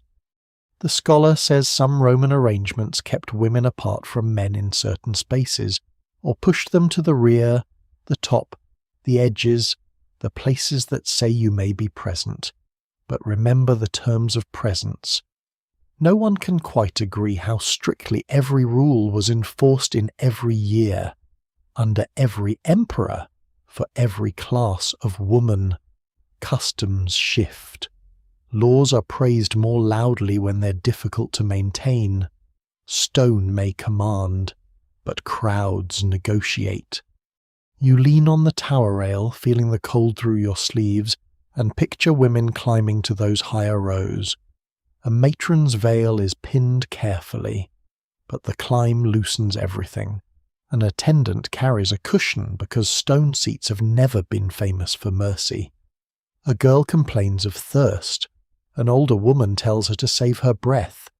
A servant keeps count of steps, entrances, faces, and instructions. Somewhere a vendor squeezes past with water, fruit, or little cakes. Calling out through the roar, someone laughs, someone coughs, someone mutters that the seats were closer last time, which is an ancient human custom practiced in all buildings with stairs. The upper tier is not a peaceful hiding place. It is crowded. It is exposed. From below, the women may seem distant, grouped together, reduced to pale veils and small movements, but from within the tier, there is life pressed close on every side. Knees touch, sleeves brush. A dropped pin vanishes forever. Perfume fades beneath heat. Dust clings to damp skin. A child falls asleep against someone's lap despite the roar, proving that even Roman spectacle cannot defeat a truly tired child. The scholar says high seats bring strange power. You see less of faces below, but more of pattern. From above, you notice arrivals, departures, clusters of rank, sudden movements, where attention turns, where servants hurry, where officials stand too rigidly. You see the crowd as a whole body, twitching before it speaks. Men near the front may believe they own the spectacle because they sit close to it. Women high above may understand something else. The spectacle is not only in the arena, it is in the watching. Wind moves through the bell tower. The bronze bell hums faintly, though no one has touched it. Some swear bells hold the memory of every note ever rung from them. Those who tell the tale never fully agree whether the sound sleeps in the metal or in the ears of those who remember. You close your eyes for a moment. The cold monastery air becomes Roman heat. The quiet yard below becomes a roaring amphitheater. The smell of wet moss and chopped wood gives way to dust, oil, smoke, and packed humanity. You are high in the upper seats, shoulder to shoulder with women whose names will not be carved anywhere. You feel the stone beneath you, hard through your cloak. You hear whispers beneath the thunder of the crowd. You feel the sharp eyes nearby judging posture, laughter, silence, company, courage, and fear. Then the monastery bell rings above your head, sudden and deep, and the whole tower trembles. The monk looks pleased that you have nearly jumped out of your skin. The dog below barks furiously at the sound, as if the bell has violated some private agreement. The scholar only smiles. High places make witnesses, he says.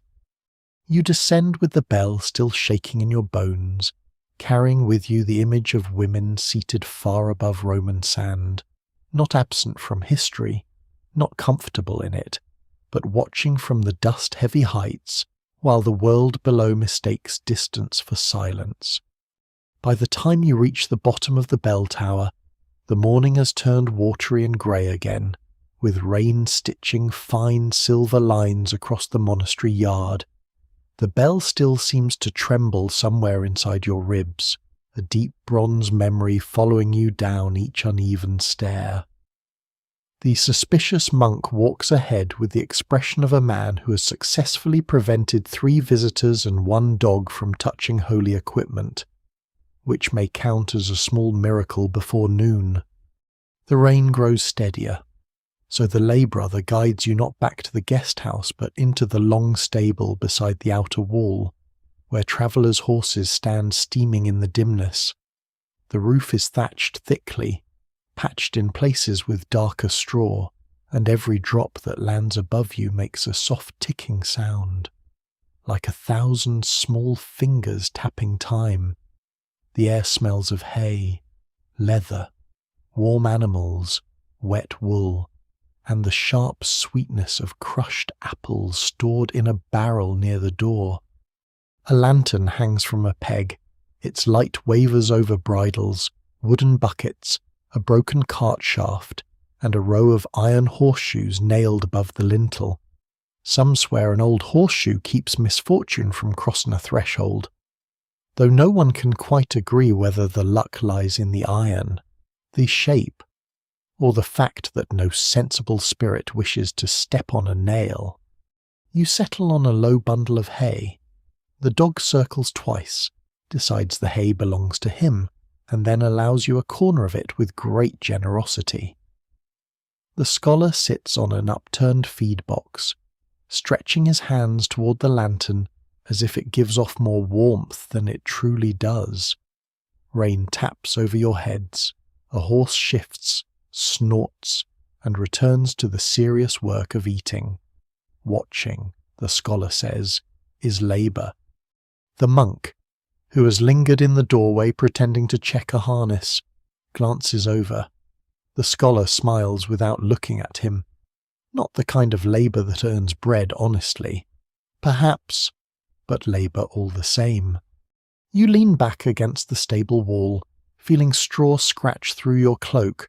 After the height of the tower, the stable feels low and close, but not unpleasant. The rain softens the world outside. Inside, every small movement seems important.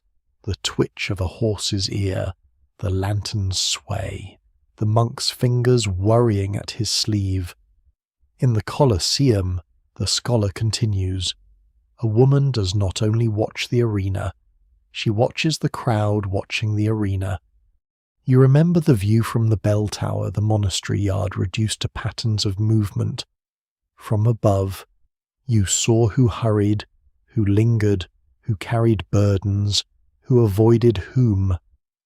The scholar says the upper seats in Rome offered that same strange harvest of signs. A woman might miss the expression on a senator's face near the front, yet see when his whole party arrived late. She might notice which family sat apart from another, which servants passed messages, which young men stared upward too often, which matron kept her veil low, which companion leaned close at the wrong moment. No one can quite agree whether such watching was considered wisdom, curiosity, or danger. It depends, the scholar says, on who is doing it and who fears being seen. Rain beats a little harder on the stable roof. The dog sighs through his nose. Somewhere outside, a lay brother calls for a missing bucket in the tone of a man suspecting betrayal. The scholar describes a Roman woman seated high in the dust, her body held still because stillness is praised, while her mind moves quickly. Below her, the games unfold, loud and bright, but around her the social world is just as alive. A raised hand from one tier to another, a sudden silence among men who'd been laughing, a cluster of women turning together, a servant slipping through a passage with a folded message, a boy pointing until his mother pulls his arm down, a nobleman leaving before the end. Each small motion may mean nothing, each may mean enough to alter supper conversation for a week. In medieval halls, he reminds you, people also read signs. At table, you learn who is favoured by where the cup is placed, who has offended the steward by receiving a colder portion, who fears the lord by laughing too quickly, who trusts the lady by standing near her screen. Even the monastery has its quiet language, which monk is given the better quill, which novice is sent twice to fetch water, which guest receives cheese without asking. The world speaks constantly, but mostly in gestures. The monk in the doorway mutters, "The cheese is assigned by supply." "Of course," says the scholar, and supply, like providence, often has preferences. You hide your smile in your cup of weak ale. The scholar lowers his voice. Roman women read alliances. They read scandals before scandals had names. They read dangers in faces, exits, tempers, and crowds. The games may have been made to display imperial power, courage, punishment, fortune, and spectacle. But every spectator brings private concerns. A mother watches for the moment her child grows frightened. A wife watches whether her husband is pleased by cruelty, bored by ceremony, or too interested in someone else's laughter. A servant watches where escape is possible if the crowd surges. A widow watches who greets her and who avoids her. Those who tell the tale never fully agree whether omens came from the gods or from people noticing patterns and giving them wings. In Rome, a sudden bird overhead, a stumble on the steps, a dropped cup, a strange silence, a flame guttering at a household shrine before departure, any of these might be remembered afterward if the day turned ill. Here in the stable, the lay brother has tied a bit of white cloth around a mare's tail because, he says, it keeps the animal from being overlooked by saints during difficult births. The scholar does not mock it. He only says people have always looked for signs when the world is too large to hold in both hands. You imagine the Roman women again, not as painted figures in neat rows, but as living watchers under heat and noise. One woman notes that a powerful man refuses to applaud. Another sees two families sharing food after months of coldness. A young servant notices the quickest stare down. A girl hears a name whispered behind her and stores it away. An older matron feels the crowd change before it roars, the way a shepherd feels weather moving through sheep. The scholar says this is why women's presence unsettled certain men, not because women merely saw too much blood, dust, beauty, or disorder, because they saw connections. They carried the spectacle home in words, glances, warnings, comparisons. The arena ended when the crowd emptied, but the meaning of what had been seen travelled into dining rooms, bedrooms, kitchens, courtyards, and markets. Watching became memory. Memory became talk. Talk became judgment. Outside, the rain begins to ease. Drops fall more slowly from the thatch. The lantern flame steadies. The suspicious monk finally steps inside and runs his hand over the broken cart shaft, as if remembering the one left in the road 2 days before. The dog lifts his head, thumps his tail once, and returns to sleep. You sit in the stable hush and understand, softly, that the hidden work of watching is not dramatic from the outside. It looks like still hands, lowered eyes, a veil held close, a woman seated where others told her to sit, but inside that stillness, 1,000 small reckonings move. The Colosseum may roar below, but high in the dust, women listen past the roar, reading the crowd as carefully as a scribe reads a difficult hand by candlelight.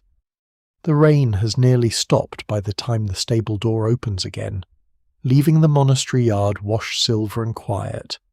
Water clings to the edge of the thatch, gathers, drops, and gathers again. The horses settle into the warm, grassy patience of animals who understand weather better than people do. You rise from the hay with bits of straw caught in your cloak, your sleeves, and, somehow, one fold near your collar where straw has no sensible reason to be, medieval clothing. Your beginning to learn does not merely cover the body, it collects evidence. The lay brother leads you back toward the guest house as evening closes. The sky is the colour of pewter, and the first candle has been lit in the chapel window. From the kitchen comes the smell of onions frying in fat, bean pottage thickening over the fire, and coarse bread warming near the hearth. Your stomach answers before your manners can stop it.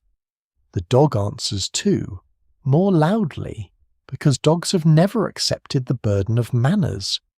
Inside the guest house, the room glows with winter firelight. Cloaks steam on pegs, boots line the wall, leaking mud onto the stones. Fresh rushes have been scattered over the floor, mixed with a little dried lavender, though the older rushes underneath still send up their deep, stubborn smell whenever someone steps too heavily. A beeswax candle burns near the scholar's elbow, its flame steadier than the half-burned one from the night before. The suspicious monk sits close enough to listen while pretending to mend a strap on the broken cart shaft brought in from the stable. No one comments on this. Everyone has agreed, silently, that pretending is one of the foundations of civilized life. After supper, when bowls are wiped clean with bread and cups of weak ale warm your hands, the scholar draws several small things from his satchel and lays them on the table. A pierced coin dark with age, a scrap of red thread, a tiny lead badge bent out of shape, a dried sprig of rue wrapped in linen, a bead of blue glass no larger than a pea. The merchant leans forward. The monk pretends not to. The dog sniffs the table leg and decides the objects are not edible enough to deserve theology. People carry courage in small packages, the scholar says. You look at the objects, humble as crumbs. Outside, the monastery bell marks the hour. The sound is muffled by walls and weather, softer now than it was in the tower, and it trembles through the room like a memory under a blanket. The scholar says Roman women, like medieval women, did not step into uncertain public places empty-handed. Some carried amulets close to the skin, some wore lucky rings, knots of thread, little charms against envy, the evil eye, sickness, danger in crowds, or the jealous glance of someone who wished their household ill. Some trusted household gods, small guardian spirits of door and hearth, and made offerings before leaving home. Some touched the threshold, some whispered a prayer. Some wore perfume not only for pleasure, but as a kind of veil made of scent, a way to arrive in public surrounded by a chosen air rather than the crowd's own harsh breath. No one can quite agree, he says, whether a charm protects the body, steadies the mind, or simply gives fear something small enough to hold. You think of the shrine where pins and cloth scraps clung beneath the faded Virgin. You think of the market woman selling red thread against fever and envy. You think of the horseshoe above the stable door, the bay leaves at the manor threshold, the rue in the monastery garden, and the relic in the market square that some swear is a saint's finger, and others suspect began life inside a chicken. The world is crowded with uncertainty, and people answer by tying knots, lighting candles, touching stone, muttering words, and carrying tokens that fit in the palm. The scholar lifts the blue bead, blue glass, he says, against the evil eye. Some would claim, a glance can wound, they thought. A glance can dry milk, sour luck, weaken a child, trouble a womb, or follow beauty home like a thief. The monk frowns. Superstition. The scholar nods gently. Often. Yet even a monk may cross himself before a storm. That is different. Most people believe their own protections are different. The monk returns to his strap with great dignity, which is another kind of cloak. The scholar speaks then of women approaching the Colosseum, the roar already rising before they pass inside. Imagine, he tells you, a Roman woman pausing at her household shrine before dawn, the little figures of the lares standing near the hearth, their painted faces lit by a small flame. She may touch a charm at her neck. An older servant may murmur a warning about crowds. A nurse may tuck a token into a girl's belt. A matron may draw perfume across her wrists, not lavishly, not foolishly, but carefully, because scent belongs to memory, rank, and self-command. You feel the guest-house fire on your face. The scholar's voice softens the Roman noise until it can enter the room without breaking its quiet. He says the amphitheater is frightening not only because of what happens below, but because crowds loosen the edges of ordinary life. In a crowd, bodies press close, voices rise, rank is enforced and blurred at the same time. A woman may be surrounded by family and still feel exposed. She may be high above the arena and still feel the roar climb into her ribs. A veil can help, not always enough, but something. Cloth drawn over hair, around the face, across the line between the woman and the world. A veil says modesty, family, respectability, mourning, marriage, piety, rank, habit, caution. It also gives the wearer a little shadow to think inside. Those who tell the tale never fully agree whether veils hide women from public danger or mark them more clearly as women to be watched. Perhaps both are true, which is often how human things behave when scholars wish they would stand still.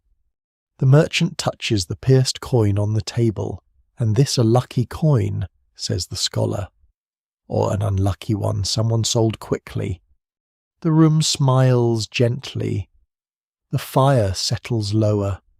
Outside, a gust rattles the shutter, and one of the pilgrims mutters a prayer under his breath. Some swear that if a candle flame bends toward the door, a visitor is coming. Tonight the flame bends only a little, then steadies. Perhaps the visitor is merely the wind, which has always had poor manners and no need of invitation. You imagine the Roman women again, climbing the steps with all these small defences: perfume, veil, bead, thread, prayer, servant, memory, habit, and the practised face required by public life. None of these things stops the roar, none changes the stone seats or the dust or the watching eyes. Yet each gives shape to courage. Each says, quietly, I have prepared myself to enter the world. The scholar gathers the objects back into his satchel one by one. The blue bead vanishes last, catching the firelight before it disappears. The dog shifts closer to your boot, warm and heavy, a charm of an entirely practical kind. The bell outside fades into rain-washed dark, and the guest house grows still around you, holding in its walls the old human habit of carrying small protections into large fears. Morning lays frost over the monastery yard so thickly that every straw and cart rut shines, as if the night has tried to write scripture in ice. The guest-house door groans when the lay brother opens it, and cold slips inside at once, thin and eager, curling around ankles, bowls, fingers, and the dog's nose. You wake beneath your wool blanket with the slow reluctance of someone who has finally grown warm at the exact moment warmth is being taken away. The fire has burned low. A novice kneels by the hearth, coaxing flame from embers with a twist of dry straw and a patience that looks holy, mostly because there is no faster option. The suspicious monk sits near the table, already awake, trimming a quill with a small knife. His ink has thickened in the chill, and he keeps the little pot near the candle to warm it. In winter, even words need help moving. Breakfast is simple: yesterday's coarse bread toasted near the fire, a bowl of oat pottage, weak ale, and a spoonful of honey offered by the lay brother, as if he's distributing treasure from a conquered kingdom. Some swear honey mixed with vinegar strengthens the chest against winter coughs, though no one can quite agree whether it heals the body or merely convinces the throat that life could be worse. The scholar eats slowly, watching the guest house come alive. A servant girl carries in a bucket of water with both hands red from cold. A stable boy stamps straw from his boots. A pilgrim shakes out his cloak and loses a shower of dried mud across the rushes. The dog sneezes, perhaps in judgment. Look closely, the scholar says, nodding toward the busy doorway. Every public life rests on work that is meant to remain unseen. You follow his gaze as the girl empties the bucket into a basin, as the novice sweeps ash from the hearth, as the lay brother counts loaves, as the stable boy checks tack for travellers who will later call their own journey difficult. The monastery guest house seems peaceful only because so many hands keep repairing peace before it breaks. The scholar says Rome was no different, except larger, warmer, louder, and far more certain of its own importance. The marble seats, the shaded passages, the painted entrances, the ordered ranks, the respectable women arriving with measured steps, all of it depended on people beneath notice. Enslaved attendants, hired carriers, vendors, sweepers, water sellers, message runners, hairdressers, nurses, cloak bearers, cushion carriers, and those nameless figures who appear at the edge of grand scenes only when something must be fetched, cleaned, lifted, hidden, or blamed. You step outside with him after breakfast. The frost stiffens the yard. Your boots crunch over straw laid across the mud. Near the stable, the broken cart shaft from yesterday has been propped against the wall, waiting for repair. The monk says it will be mended by noon. The carpenter says it will be mended when wood agrees to behave. Those who tell the tale never fully agree whether wood has a stubborn spirit, but every carpenter you have met seems certain of it. The road beyond the monastery wall glitters pale beneath a thin winter sun. As you and the scholar walk, the dog trots between you, occasionally stopping to inspect frozen hoofprints with the gravity of a royal judge. The scholar begins to trace the invisible paths of Roman servants as if he is drawing them across the frost. An elite woman's visit to the Colosseum, he says, begins long before she reaches the amphitheater. It begins in the house, perhaps before dawn, in rooms where lamps burn low and tiled floors hold the night's coolness. An enslaved hairdresser heats and arranges curling irons, fingers moving carefully, knowing one careless burn may bring punishment. Another servant unfolds garments. A nurse wakes a child who does not want waking. A maid checks the veil for stains, the sandals for broken straps, the small bottle of scent for enough perfume to last the day. Someone remembers the cushion. Someone forgets it and is sent back with a sharp whisper. Someone carries water. Someone carries money. Someone carries fear. No one in the grand story wants to dwell on these hands, the scholar says, because grand stories prefer clean arrivals. A matron appears in public, dignified and prepared, as if dignity has dressed itself, but dignity has servants, respectability has servants, comfort has servants. Even modesty, when properly arranged, may require 2 women, a polished mirror, and 20 pins. You pass a field where 2 peasants are spreading muck over frozen ground, turning the air rich and sour. One of them wears a charm of bone tied at the neck, said to keep away back pain. Even now, it is hard to tell whether the charm helps, because the man still groans each time he lifts the fork, though perhaps without the charm he would groan in Latin. The scholar nods toward them. Work is remembered least when it succeeds, he says. If the road is clear, no one praises the mud scraper. If the hall is warm, no one thanks the ash boy. If a Roman lady arrives calm, no one names the women who made calm possible. You imagine the Colosseum's outer passages before the games crowds pressing beneath arches, vendors shouting figs, nuts, wine, cushions, garlands, cheap charms against bad luck. A water seller shoulders his way through bodies. A woman selling cakes wrapped in leaves counts coins into a pouch. A cleaner sweeps steps that will be dirty again before noon. An enslaved girl follows her mistress closely, keeping one eye on the hem of the woman's garment and another on the crowd's elbows. A message runner slips between groups, carrying words that may change seating, mood, or marriage prospects. Some servants belong to the elite women they accompany. Others serve the building, the vendors, the officials, the families nearby.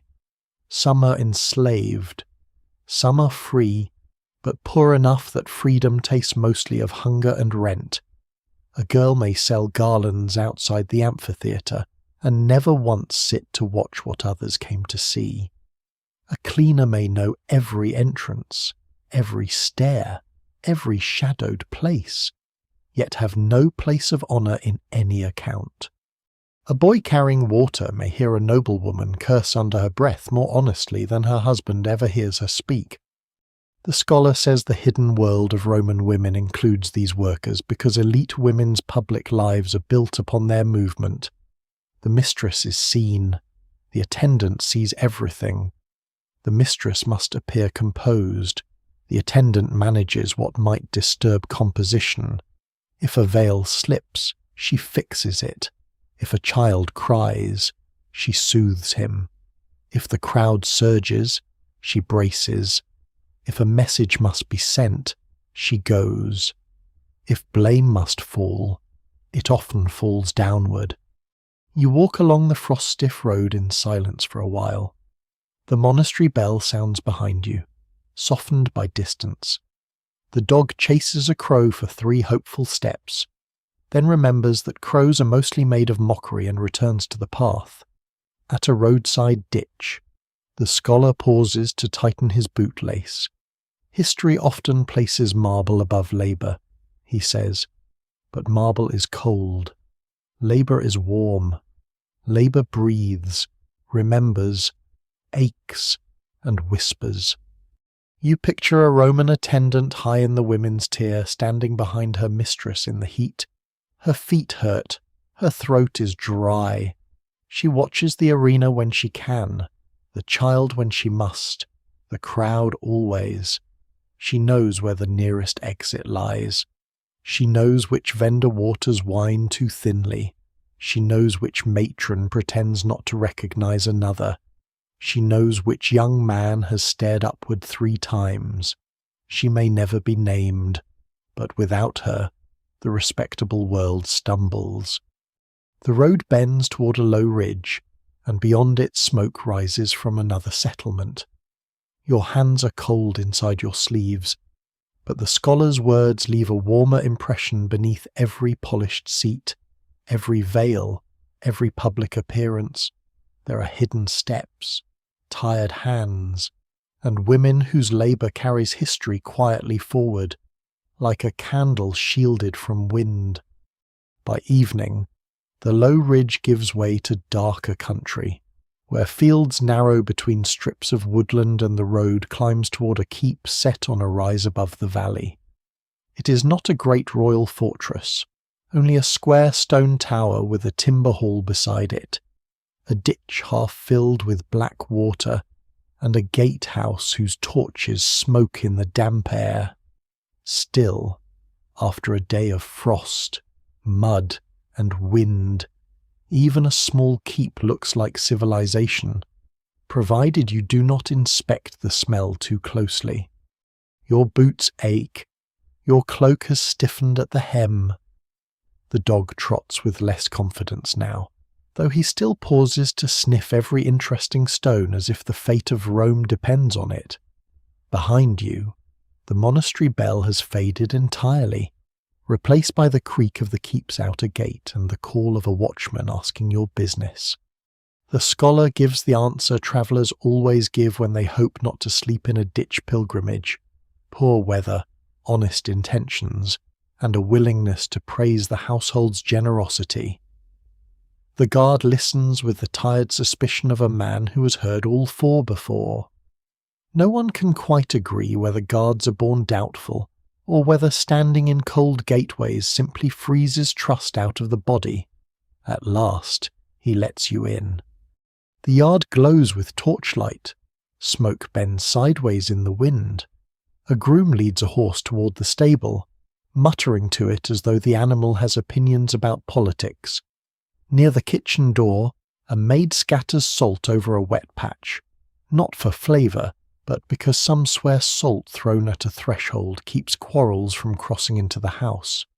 Even now, it is hard to tell whether it stops quarrels, or merely gives angry people something crunchy to step on. Inside the hall, warmth strikes your face like a blessing with bad ventilation. Torches burn in iron brackets along the walls.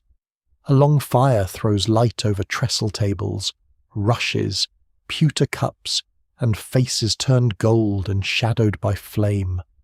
The rafters are soot black, the floor strewn with herbs, and the air thick with roast turnip, smoked fish, damp wool, spilled ale, and the animal closeness of winter shelter. A tapestry hangs along one wall, showing a hunt in which the stag appears much calmer than the hunters, perhaps because it has been woven and no longer fears results.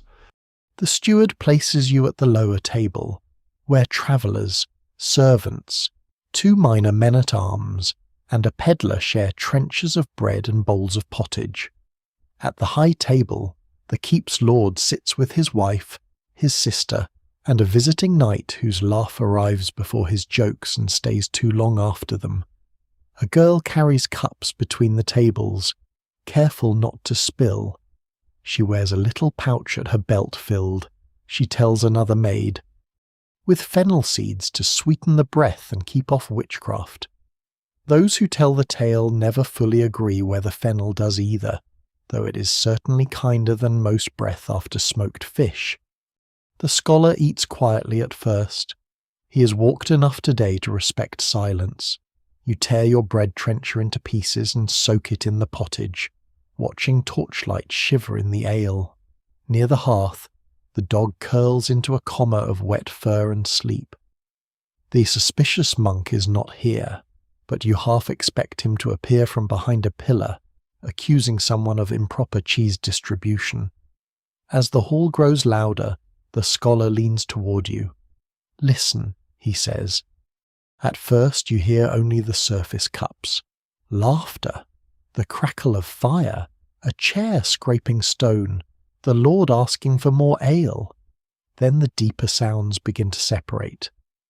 A servant whispers that the visiting knight arrived with only 2 horses, though he boasts of 6. One man-at-arms says the Lord's sister has refused a marriage offer. The peddler claims a noble household. Downriver has dismissed 3 servants in a week at the high table. The lady's face remains still while her fingers tighten once around her cup. Rumour, the scholar says, is smoke. It finds rafters. You glance upward, where torch smoke coils under the beams.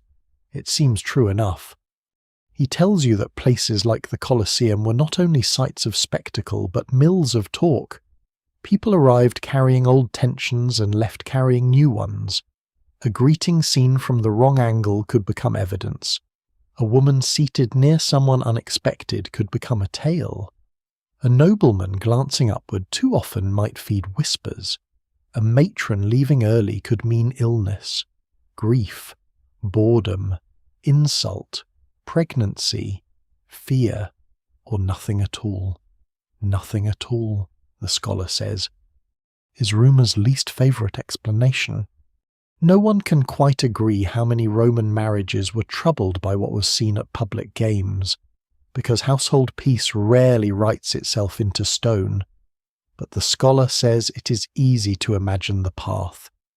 A woman returns from the amphitheater. A servant mentions who greeted whom. A cousin repeats it with embroidery. A husband hears the softened version and hardens it again. By supper, a glance has become intention. Intention has become insult. An insult has begun sharpening its knife under the table. You watch the keeps lady now. She says little. She does not need to. A steward comes close, bends his head, receives a quiet instruction, and withdraws. Across the hall, 2 maids trade a look and change the order of cups. Small adjustments keep peace from spilling. You remember the scholar's words, labour succeeds most when no one notices it. In Rome, he says, a woman's reputation could be shaped by those who loved her, hated her, envied her, served her, desired her, feared her, or simply needed something interesting to say. The visiting knight laughs again, and the keep sister does not smile. The absence of her smile travels faster than speech. You see one man notice it, then another. A maid sees both men noticing. By morning, perhaps, the story will have grown legs. The knight insulted her. She insulted him. They are betrothed. They are enemies. They met before. She has taken a vow. He smells of onions. Rumour is not careful, but it is energetic. The scholar's voice stays low and sleepy beneath the hall noise. Rivalries, he says, thrive in public places. In the Colosseum, families display rank, wealth, discipline, fertility, alliances, and restraint. A woman's clothing may be compared with another's. Her attendance counted, her jewels noticed, her absence weighed, her child's behaviour remembered, her reaction judged. Men may pretend such things are women's trifles. Yet households rise and fall on trifles when enough people repeat them. Some swear that a spoken curse can cling to clothing if uttered behind the wearer's back.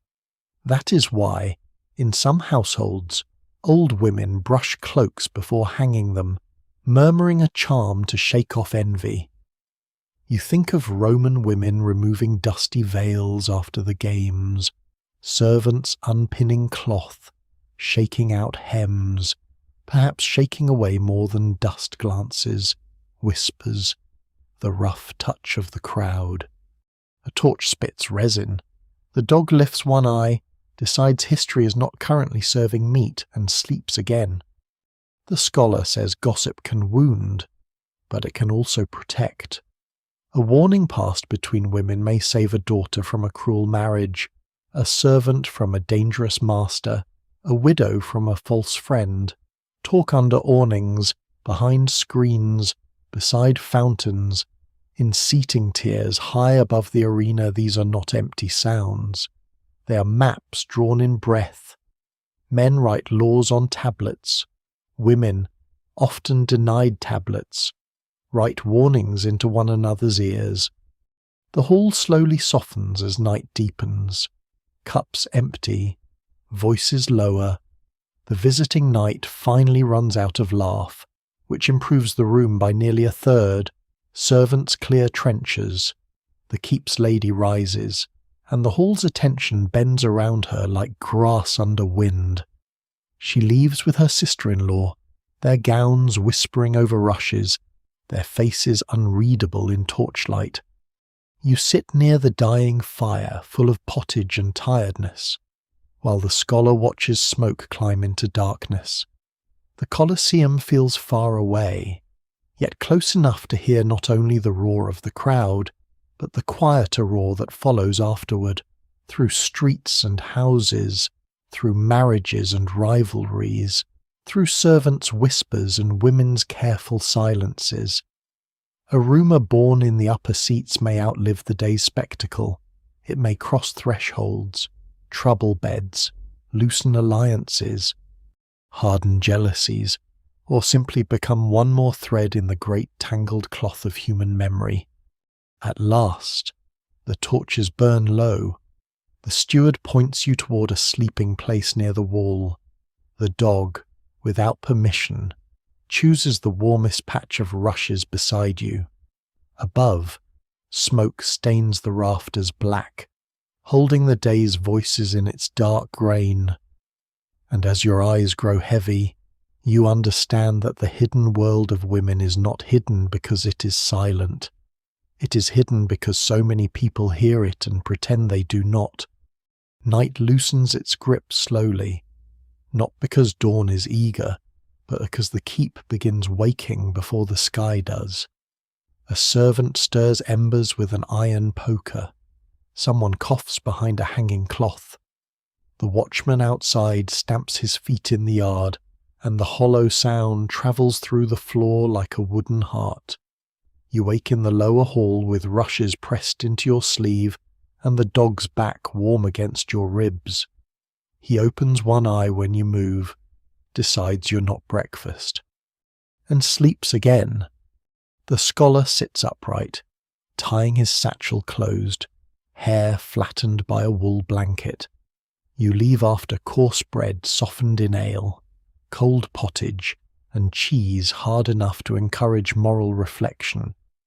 The steward points you toward a chapel by the old road, where travellers may pray before the marsh. He warns that the relic is famous. The way he says famous makes you suspect he means disputed. Morning is cold and blue. Frost lies in the grass, but mud waits underneath, patient as debt. The dog trots ahead, restored by sleep and possibly by stealing something from beneath the trestle table.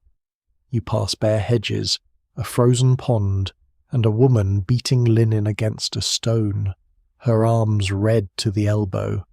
She has tucked rosemary into her headcloth, because some swear rosemary sharpens memory and keeps grief from settling too heavily on the heart. No one can quite agree whether it strengthens memory or only gives sorrow a cleaner scent. By mid-morning the chapel appears beside the road, small and stone-built, with a crooked bell-cote and a door of dark oak banded in iron. Pilgrim badges mark the lintel crosses, shells, wheels, and names worn down by weather. Inside, the air is cold enough to taste. Beeswax candles burn before a painted saint whose face has been touched so often that her nose is almost gone. Near the altar, beneath cloudy glass, rest the relic, a finger bone, a splinter, a tooth, or perhaps something once nearer a chicken than a martyr. Those who tell the tale never fully agree, but the chapel has candles, and candles mean someone believes enough to pay for wax. You kneel because everyone else kneels, and in such places knees understand before the mind does. The scholar bows his head. The dog waits outside, refused entry by a laykeeper who clearly does not trust his theological discipline. A woman in a dark wool cloak prays near the side wall. Her hands are work-worn, and a string of wooden beads hangs from her wrist. Beside her stands a younger woman holding a sleeping child wrapped in a brown blanket. They whisper the saint's name, then leave a small linen packet near the candle stand.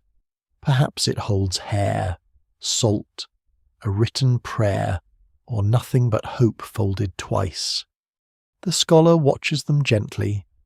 Medieval holy women, he says outside, are praised when their public presence can be made into holiness. A woman may speak, travel, advise, rebuke, heal, found a house, challenge a lord, or gather followers, if the story later wraps her in sanctity tightly enough. You walk beside the chapel wall, where moss grows between stones. The little bell above you moves in the wind but does not ring. The scholar says later storytellers often knew what to do with holy women, make them pure, obedient even when bold, miraculous rather than clever, patient rather than angry, chosen by heaven rather than skilled at surviving men. A woman's power becomes safer when it is explained as God's exception. And Roman matrons, you ask, because the question rises before you can stop it. He smiles. They were treated much the same by memory, though with different candles. He tells you that Roman matrons could be praised as models of chastity, loyalty, fertility, self-control, and household virtue. Later writers loved women who stood still as symbols. A good matron became a column, a lamp, a sealed door, a woven border around male honour. She could be admired, so long as admiration did not allow her too much private hunger, wit, boredom, fear, or judgment. A woman attending the Colosseum could be softened into a dignified observer, or judged into a warning tale, depending on what lesson the writer wished to sell. The road bends between leafless trees. You hear the chapel door close with a low wooden thud. Some swear that if a chapel bell swings without ringing, a saint has heard but not yet answered. Even now, it is hard to tell whether silence means refusal, patience, or simply a rusty hinge. The scholar says misunderstanding often begins with smoothing. Real women are uneven, they laugh at wrong times, they grow hungry, they dislike heat, they love children and resent them, sometimes in the same hour. They pray sincerely and gossip afterward. They obey because they must and resist because they can. But memory, especially memory written by anxious men, trims them into useful shapes. The holy woman becomes gentle, the matron becomes modest, the widow becomes loyal. The girl becomes innocent, the servant becomes invisible. You think of the woman in the blue hood, the manor lady behind the lattice, the market women trading news under awnings, the enslaved attendant imagined high in the dusty seats. None fits easily into a single virtue. They are too alive for that. A cart passes, carrying sacks of grain toward the keep. The driver has tied a charm of knotted straw to the axle to keep the wheel from breaking, which makes you remember the broken cart shaft from the monastery stable. No one mentions that charms work best on wheels that are also properly mended. Faith, like travel, benefits from maintenance. The scholar slows. When later people looked back at Roman women in public, he says, they often asked the wrong question. They asked whether such women were virtuous enough to be seen, whether spectacle corrupted them, whether they belonged there at all. But another question waits beneath those what did they understand from where they sat. The wind moves across the fields, your cloak lifts, then settles. The chapel behind you grows small, its relic hidden again under glass, its candles burning for names that will not be kept. You feel how memory itself is like that cloudy glass it protects, distorts, displays, and hides. The scholar says holy women and Roman matrons both teach the danger of tidy stories. Praise can be a cage when it leaves no room for breath. Blame can be a cage with sharper bars.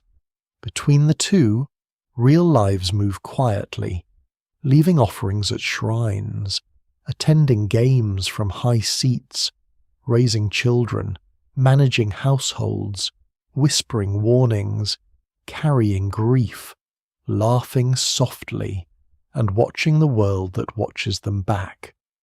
Ahead, the road dips toward low marshland where mist lies thick over reeds. The dog waits at the bend, looking back as if impatient with memory and more interested in whatever smells wait beyond.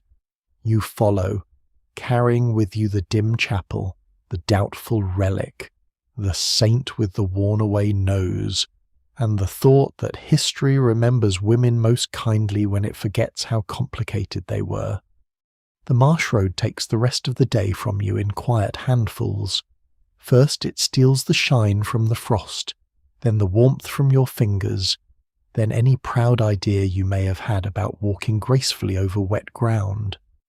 Reeds crowd close on either side, whispering whenever the wind moves through them. Water lies in black pools between hummocks of grass, and now and then your boot sinks with a soft gulp that sounds satisfied. The dog ranges ahead, vanishes into mist, returns with burrs in his fur and an expression of achievement, though no one can quite agree what he's achieved. The scholar walks more slowly here. His staff tests the ground before each step. He says marshes are places where roads become suggestions, and where even saints prefer travellers to use common sense. At a leaning willow, someone has tied strips of cloth to the branches white, brown, faded red, all stiff with damp. Some swear such rags confuse marsh spirits that lure people off the path. Others say they mark where a safe crossing begins. Even now, it is hard to tell whether the cloth protects travellers or proves frightened travellers have passed this way before. By late afternoon, the mist lifts enough to show a line of stones ahead, half buried beyond the reeds. Squared blocks lie under moss. A broken arch rises from a slope where sheep have rubbed their sides against Roman work for generations, until empire has become livestock furniture. The scholar stops before it and lays his palm on the stone. Here, he says, old Rome forgot to disappear completely. You stand beside him, tired and damp, with mud dried along your hem and cold creeping through your sleeves. The stone feels different from the medieval walls you've touched, smoother in some places, harder in its patience. It has no sermon carved on it, no saint painted above it, no Lord's badge hanging from a nail. It simply remains, which is perhaps the oldest form of pride. A shepherd from a nearby hut appears at dusk, leading you toward a roofed shelter built beside the ruin. It is only a low lean-to of timber and thatch, with a firing blackened by travellers and a stack of damp fuel that promises more smoke than flame. Still, it is shelter, and shelter at dusk becomes a kind of nobility.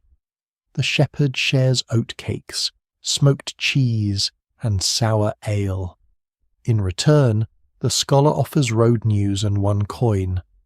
The shepherd bites it and accepts both with equal suspicion. You help gather dry twigs from beneath the thorn hedge. Medieval fires, you have learned, do not happen, they must be persuaded, flattered, fed, and occasionally lied to. At last, a flame catches. Smoke pours sideways into your face, because smoke has known you only briefly and already dislikes your eyes. The dog curls close enough to the warmth to risk singed whiskers, then sighs as if he has personally conquered winter. Night thickens, the moon rises behind torn clouds, and the old stones turn pale. The broken arch casts a shadow like the rib of some sleeping beast. Far away, perhaps from the chapel road, a bell sounds once, then again, so faint that you feel more than hear it. The scholar sits with his back against a Roman block, cloak drawn close, firelight moving over his face. Imagine, he says softly, what voices cling to stone. You listen. At first there is only wind in reeds, the pop of damp wood, the dog's breathing, the shepherd settling under his own cloak, and the small wet sounds of the marsh. But the scholar's words work slowly, and soon the ruin seems to gather older echoes. Not clear voices, not ghosts you can name, only the impression of crowds that once moved along Roman roads, of sandals on paving, carts over stone, traders, soldiers, servants, women with veils pinned close against dust. He says ruined stones tempt people into thinking Rome was marble, emperors, law, and triumph. But Rome was also the woman who climbed too many steps with a child on her hip, the servant who memorized exits, the widow who heard a rumour in the upper seats and used it to protect her household, the young daughter who learned that public life was a theatre larger than the arena, the vendor who sold figs outside and understood the city through hunger, coin, and faces, the matron who sat high in dust while men below mistook distance for obedience. The wind presses wet wool against your knees. You pull your cloak tighter. Those who tell the tale never fully agree whether old stones remember the people who touched them, or whether people remember themselves more deeply when old stones are near. Either way, under the moon, you feel the centuries thin. The monastery bell, the market cries, the manor screen, the keep smoke, the doubtful relic, the broken cart shaft, the half-burned candle, and the Roman amphitheater all seem to lie along one road. A woman at the Colosseum may have looked down and seen danger, the scholar says. She may have seen cruelty. She may have seen power dressed as entertainment, but she also saw Rome revealing itself, who cheered, who turned away, who laughed too late, who performed courage for the crowd, who used spectacle to remind others where they belonged. You watch sparks rise and vanish. The fire paints the ruin gold at the edges, while moonlight keeps the upper stones cold. You imagine women leaving the amphitheater after a long day, their hems dusty, throats dry, faces arranged for the walk home. Their voices are low, but not empty. One warns another about a household seen with dangerous company. One laughs at a man who tried too hard to be brave. One says nothing until she reaches her own doorway, then asks a servant what she noticed. Perhaps the servant noticed everything. The dog lifts his head suddenly and stares into the dark beyond the arch. The shepherd murmurs that dogs see what men miss, especially at old ruins. Some swear animals can sense spirits trapped under Roman stones. The scholar says perhaps the dog has sensed a rabbit. No one is bold enough to test either theory. Midnight comes without announcement. There is no city roar now, no arena, no ordered tears, only wind, wet reeds, smoke, and worn stone under the moon. Yet the hidden women remain close in thought, not as shadows waiting to be explained, but as watchers, workers, speakers, mothers, widows, daughters, servants, sellers, and keepers of dangerous memory. You sit beside the small fire, damp and tired, and understand that the hidden world they lived in was never truly hidden from them. It was hidden from those who did not bother to look upward, sideways, behind the veil, beneath the seat, or into the listening silence after the crowd had gone. The far bell fades, the wet wool smell settles around you. The dog lowers his head onto your boot. Above the broken Roman arch, the moon slides clear of cloud, and the old stones, pale and patient, keep watch. The fire beside the Roman stones burns low before dawn. When the night is at its thinnest and cold seems to come not from the air but from the earth itself, you wake slowly under your wool cloak, with one shoulder stiff against the shelter wall, and the smell of damp smoke settled deep into the cloth. The dog is still against your boot, warm and heavy, as though he has been placed there by some minor saint of tired travellers. Beyond the lean-to, the marsh lies quiet. The reeds are dark. The old arch stands pale beneath a fading moon, and the first grey light gathers along its broken edge. The shepherd is awake already, feeding the embers with twigs no thicker than fingers.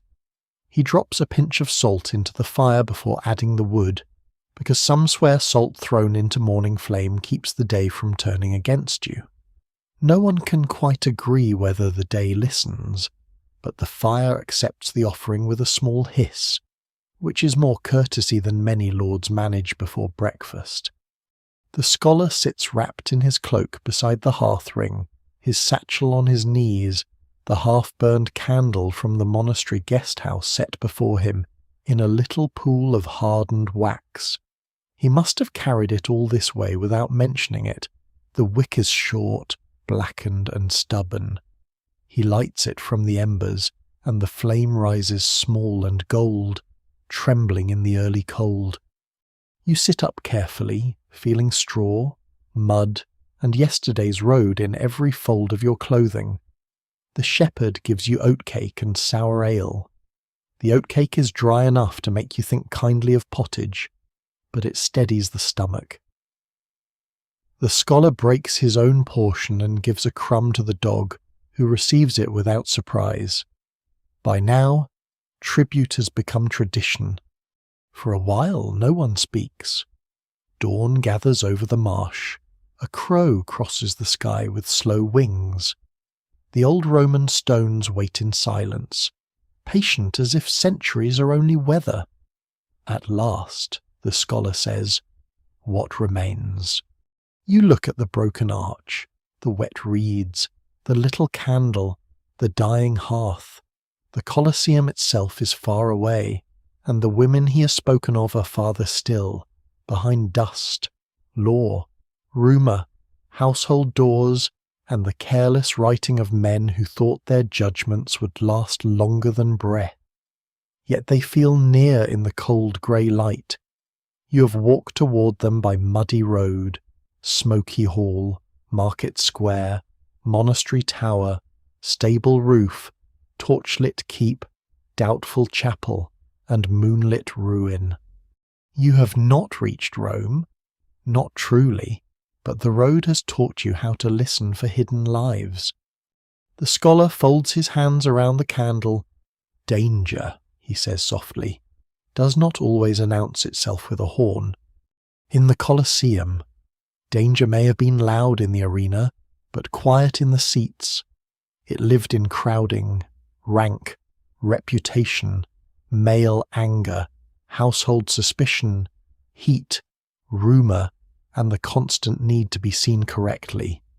A woman seated high above the sand might be far from the spectacle and still caught inside it. her body placed by custom, her gaze judged by neighbours, her silence interpreted, her laughter remembered, her absence explained without asking her. Those who tell the tale never fully agree whether such women went because they wished to see, because families expected it, because public life required it, or because all these reasons braided together like threads in a veil. The fire clicks softly. The scholar continues. Spectacle is never only what happens at the centre, he says. It is also what happens around the edge. You think of the women in the upper tiers, noble matrons, daughters, widows, freedwomen, servants, sellers, nurses, attendants. Some come wrapped in dignity. Some come carrying baskets. Some come because work demands it. Some because family does. Some because curiosity is human, even when men write sermons against it. Some carry charms, perfume, blue beads, red thread, prayers to household gods, or only the hard-learned skill of watching without seeming to watch. They see more than the arena. They see Rome arranging itself. They see who sits close, who sits far, who is honoured, who is pushed upward, who cheers, who flinches, who pretends not to care, who leaves early, who arrives too late, who sends messages through servants, who holds a child too tightly, who smiles when others look away. From the shadows, from the dust, from the high seats, they gather pieces of the world. The scholar's candle burns lower. Wax softens and slides down one side. Memory, he says, is another kind of seating. Some are placed at the front of memory emperors, builders, senators, famous men with names carved deep. Others are pushed upward and outward to the dusty tiers of history, present but hard to see. Yet being placed far away does not mean being absent. It only means the listener must climb. You remember the manor lady behind the lattice, the widow in the blue hood, the market women under the awning, the servant girl with red hands carrying water, the monk pretending not to listen, the questionable relic beneath cloudy glass, the broken cart shaft, the dog following from gate to ruin. Each has shown you something about the Roman women without becoming them. The medieval world, with all its bells, rushes, charms, rules, and smoky rafters, has held up a dim lantern to the older one.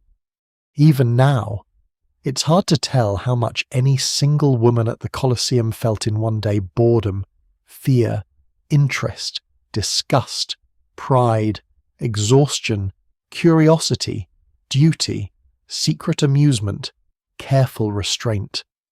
Real hearts do not arrange themselves neatly for historians. They move like firelight, touching one thing, then another. The sky lightens. The shepherd stamps warmth into his feet. Somewhere in the marsh, waterbirds begin calling. The scholar closes his satchel at last, but he leaves the candle burning until the flame consumes itself. You watch it shrink, steady, bend, and rise again. Perhaps, he says, the hidden world was never hidden to the women who lived it, only to those who thought the centre was the only place worth looking. The candle gutters, the old arch pales, the road waits beyond the reeds, but for now you remain by the last warmth of the fire, letting the tale settle like ash, soft and grey, over the stones. The morning comes gently now, and the world grows quieter instead of brighter, as if dawn itself is careful not to disturb you. The scholar's voice fades into the small sounds around you, the whisper of reeds, the slow breath of the dog, the soft settling of ash, the far-off murmur of a bell too distant to count. You no longer need to hold every image clearly. The Colosseum can soften, the high seats can blur, the veils, Candles, market stalls, chapel stones, wet roads. And smoky halls can loosen their edges and drift together. You are safe beside the dying hearth. The cold stone is behind you, the wool cloak is around you, and the last warmth remains in your hands. The women in the upper tiers are not lost now. They rest where memory has finally made room for them. Not loudly, not perfectly, just enough. They watch, they listen, they endure, and then, slowly, they become part of the quiet. The scholar lowers his head, the shepherd covers the embers, the dog sighs in his sleep. Beyond the broken Roman arch, morning mist folds itself over the marsh, pale and soft as linen. Nothing hurries, nothing asks more of you. The road can wait, the bells can wait, even history can wait. For now, you let your eyes grow heavy. The fire dims to a red point, then a darker glow, then almost nothing. The medieval world gathers itself around you like a blanket warm straw, low smoke, worn stone, and the hush before sunrise. You breathe slowly, and the old story breathes with you, fading into stillness, fading into darkness, fading into sleep.